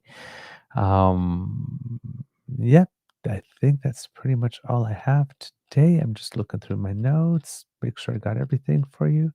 Yep. Oh, yes. The one last thing here that other people are wondering here is that um, given that there have been so many carve outs and special ways for Alberta, the danger people are foreseeing for the future is that premiers are coming in line, cap in hand, going, okay, and now I want my carve out, and I want my carve out, and I want my carve out. And what's going to happen if Prime Minister Carney says, no, you can't have that particular carve out? So, but you gave one to her. And then, we start out like acting like children again. But David Eby has a quote here specifically says that the bottom line for us is that we need to make sure that this project does not become an energy vampire with all the variables that have yet to be fulfilled. No proponents, no roots, no money, no First Nation support. So we can't be talking about this like this is the only game in town, because right now, again, it's just the only thing that we have here is the MOU, which is the conditions that the federal government is putting on the government of Alberta because it has decided it will be the proponent. So this is what we would expect of every proponent here, government of Alberta. It's up to you. Go make it happen. All right. Before we go, you know what? I'm going to save it for the Easter egg. There you go. Since we're talking about Canadians who make us proud, we'll do that. I did remember the thing from Rachel Gilmore that I promised you at the beginning of the show that will be good news. So for now, kids and cubs, that's the end of our episode of the Daily Beaver Morning Show. We hope that you love listening to us because we love making this for you. Remember, sharing is caring and word of mouth is priceless. So please tell your peeps and poops all about us. And please share a little bit of yourself when you do, why it is that our content resonated with you. It helps us a lot when you do that. Now, kids and cubs, if you would like us to help you because you are on the go, well, hey, why not, thanks to the Ray Girl, take a trip on down to the True North Eager Beaver on Podpage, podpage.com/the True North Eager Beaver with a hyphen between each one of those words. And when you go there and click on subscribe, when we have something fresh off the audio cast bandwidth, it comes directly to your podcast feed and you can pop us in your ears and take us with you, lightweight and portable. We will not slow you down unless we are just so interesting and engaging that you need to stop in your tracks and just give us your full attention. But otherwise, we will not slow you down. So please go there and make sure you do not miss an episode.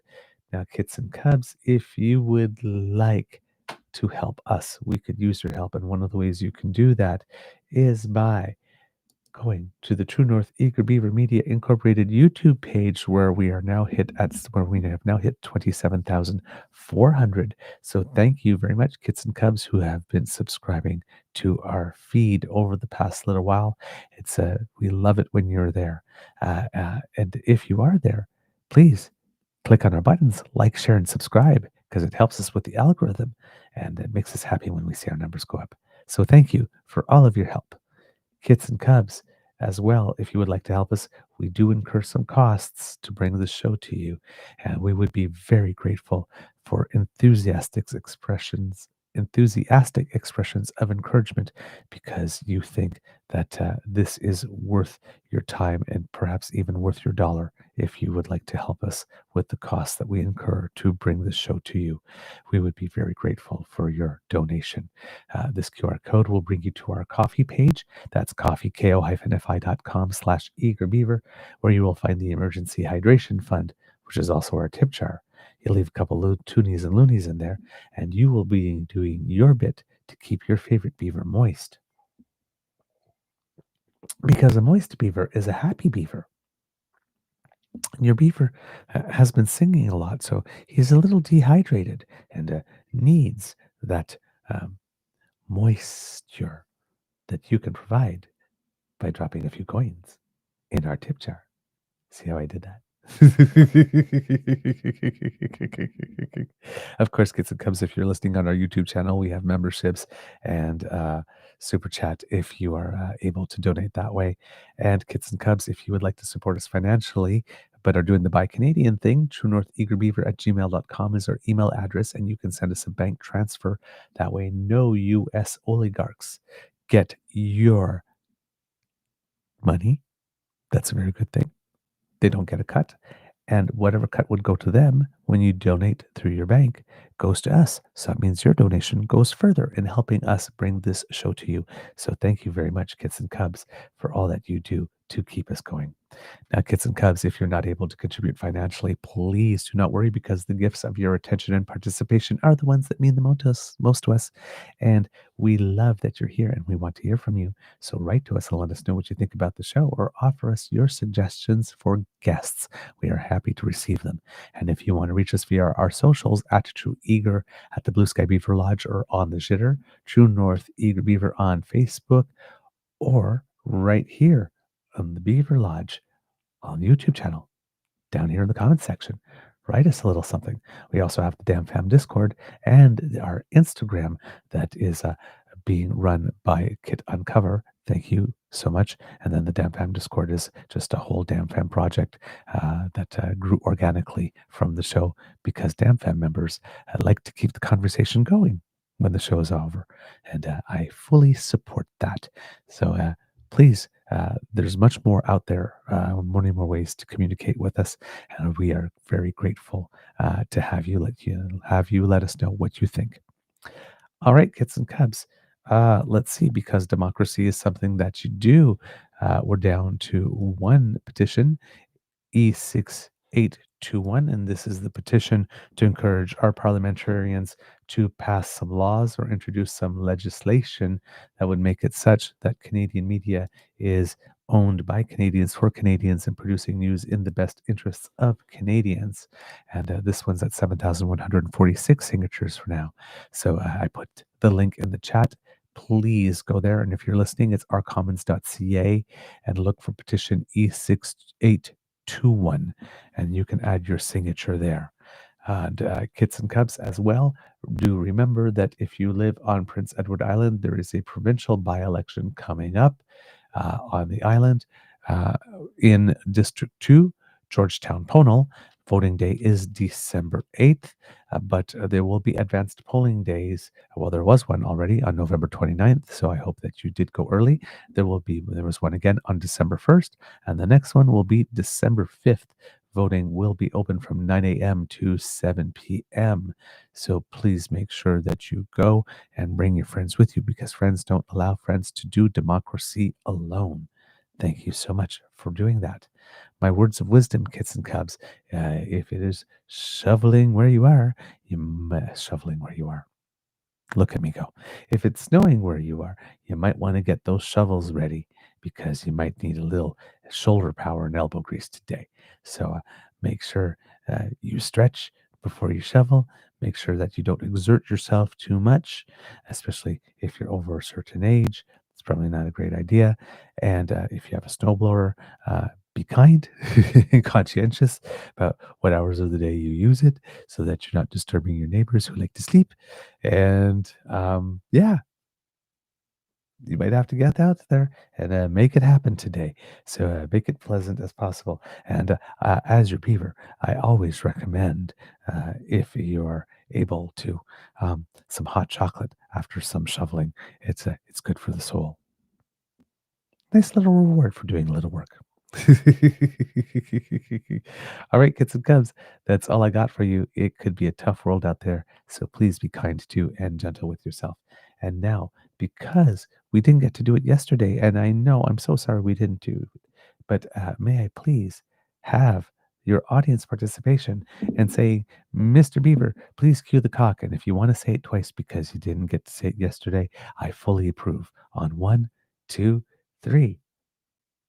Ah, there you are. Ah, I love that, Kids and Cubs. You are absolutely delightful and wonderful, and I just cannot deny you. Your little cockadoodle-doo. So here it is. Hopefully. Ooh, things look different again. Okay, there we go. It moved, but I found it. You are listening to a True North Eager Beaver Media Incorporated podcast. The True North Eager Beaver podcasts are proudly brought to you by our founding sponsors, the Misfit Mysteries from Corvid Moon Publishing, your source for science fiction, fantasy, and cozy mysteries featuring a broad diversity of characters. CanadianTarot.com, their uniquely Canadian online eclectic tarot community, and the Peppermaster, hot pepper sauces made from farm-fresh ingredients to thrill your taste buds and expand your mind. We are grateful to the Crier Media Network for its support, Pete Jarvis for our artwork, and Paul Joseph Something for our opening and closing sequence music.